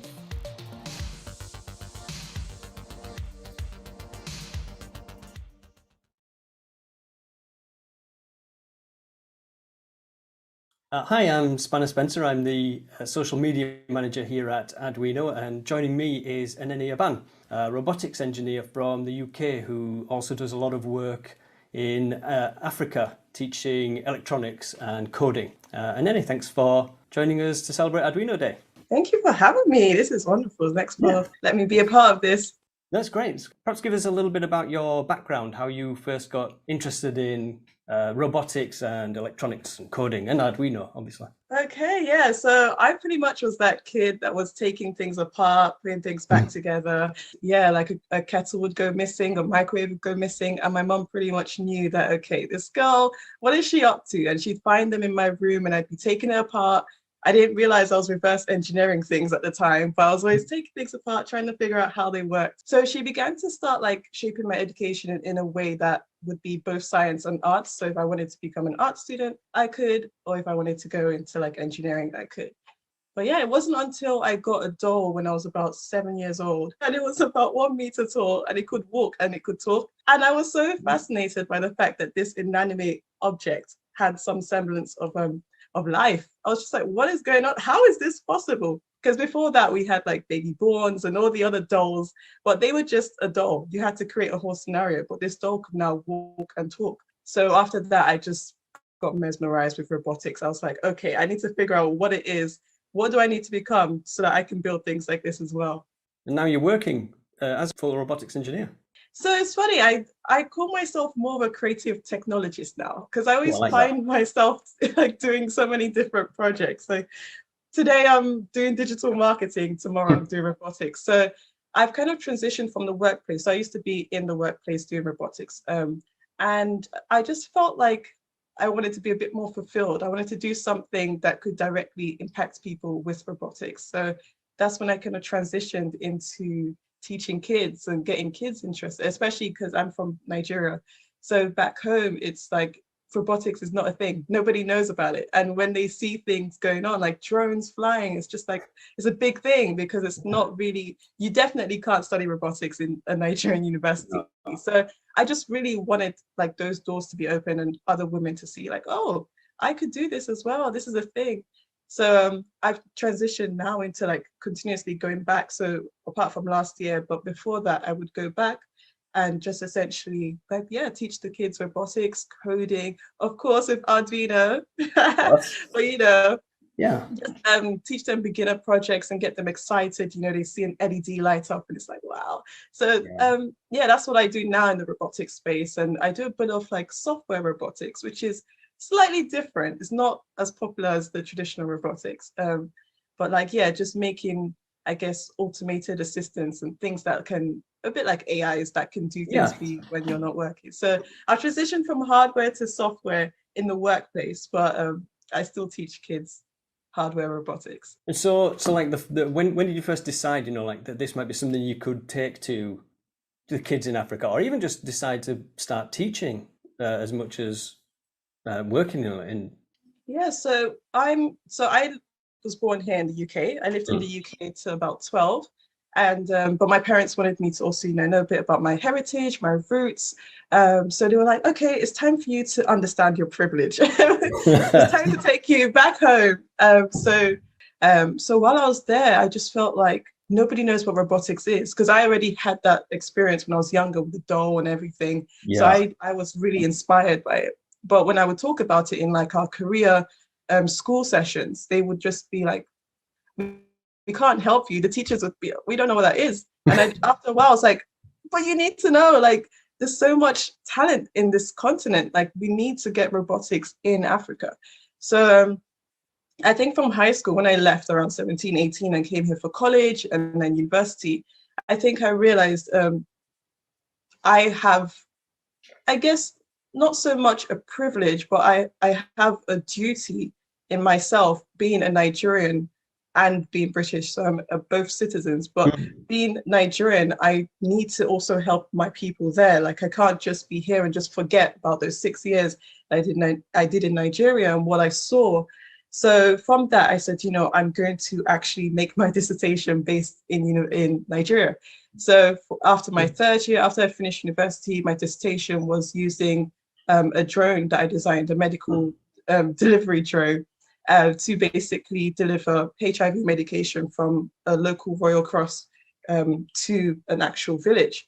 Wow. So doing that and just meeting with the people and them seeing the drone flying back and forth and, you know, just getting really intrigued. I used Arduino to do it as well. So them seeing like, oh, what's this? And talking to me about Arduino and all this stuff, I realized that, okay, this is what I want to do. So I designed the drone here to be used for the NHS for elderly people and who couldn't actually get to the hospital. The medication would go to your garden and drop it in like a parachute, and then they wouldn't have to go back and forth. And there'd be a code on their phone in an app that they could release the medication with.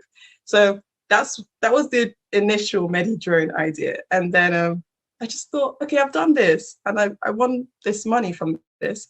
Yeah. I've kind of done the most that I could do here. There's so many more people doing this. There's funds, there's research, there's availability to resources. Let me try and take this same concept that I designed for the NHS and see what I can do over there. So yeah, I think the fact that I did study there and, you know, like I said, I'm actually Nigerian as well. I think people just really warmed up to the idea and they said, oh, she's a female like us, she's Black like us, she's Nigerian as well, like, and she's doing this and we're watching her build this robot in front of us. It's not magic, it's not anything crazy, like she just built something that went up in the sky a few seconds ago. Yeah. So I think from actually seeing it as well, because that's what we need, that's what I'm beginning to realize, it's not just the teaching. People need to actually see women in this field, especially being active, being visible. So just to tell us a little bit, perhaps just about some projects then that you've been working on. So I've seen you on Instagram. Yeah. And, I think with the soft robots you were working on. Oh, I've done some work with soft robotics, but not currently at the moment because I'm going back to teach. So I'm doing a lot of like experimenting and seeing what fun things the kids could do before I go. So there's these two little toy robots behind me. But Yeah, no, that's something. What you're sort of planning that as something that you can then take to the classes in Africa. Yeah, so I'm trying to see, because obviously I've worked in industry, so sometimes I forget that, you know, when I'm teaching kids especially, I have to make it something that they can easily understand, and not like, yeah, you just, an Arduino is this and this, you know. I still have to explain what a microcontroller is, you know, and kind of break it down from the beginning. So I'm trying to see how I can easily do that. That's why I've got these 2 prototypes, trying to just experiment and see, okay, this is the ground, this is power, like how I can properly explain it. But I thought, you know what, let me share the experience, all the chips and things, all the modules that I buy, whether it's Bluetooth or anything else. I thought, let me share the experience on Instagram, because again, going back to being visible, there's not, even if as me as an engineer, if I type in robotics engineering as a tag into Instagram, there will be hardly any females coming up. This is not even just being a Black female, just females in general. So, you know, when I see stuff like that, it really, I do feel a sense of responsibility that I am an extrovert. I talk a lot, as you can tell. I do like to meet people and socialize. Why can't I just chip in what I do? Talk about robotics as well. Let people know that, yes, there are girls and there are, you know, women who do this and love it genuinely. Well, thanks very much for joining us. It's been really nice to get to know a bit more about what you're doing, and we'll certainly be keeping an eye on your YouTube channel. Well, thanks very much. Thank you for having me. This has been awesome. And we're back, and we have a special guest, Alessandro Ranellucci, with a special announcement. Hi, Massimo. Hello, everyone. Yeah, we have a big announcement now. Basically, something special is going to happen next October. As you see, we're organizing the largest Arduino conference ever seen, and its name will be Arduino World Gathering. Do you like the acronym, Massimo? AWG. That means something for electronics people. Absolutely. It's I like the fact that it's a reference to the size of wires we use on breadboards, for example. In a way, you know, it's about connecting people, and in Arduino, the wires are connecting in the components. So, exactly. Yeah, that is going to happen in October, as said. It will be online. It will take place for several days, and the program will be packed with workshops, lightning talks, and project demos. And it's going to be an event for everyone. So hackers, creators, designers, engineers, educators, beginners. Basically, this is going to be a conference about everything about Arduino. So we are going to talk about hardware, software, open source, creative technology, interactive art. I could go on for hours. Smart products, professional applications, education, home automation, Internet of Things, artificial intelligence, and okay, I'll stop here, but you understand the point. So we will cover basically the most technical contents and the most philosophical ones at the same time. So it's going to be a conference where we will not be the ones talking, but the conference will be made by you, by the community. So yeah, by you, Massimo, as well. Yeah, of course, you will have. No, I'm joking. No, you know, we wanted to do this for many years, so I'm really happy that we are gearing up to do this this year. And really, I think there was the need for a platform to get all the different people that are involved in the Arduino community, because it's made of, we've seen some of them, like people who teach Arduino, people who use Arduino to play, to learn, partners, the people who sell the Arduinos, the people who design things that work with Arduino, based on Arduino. So there's so many different people. Yeah.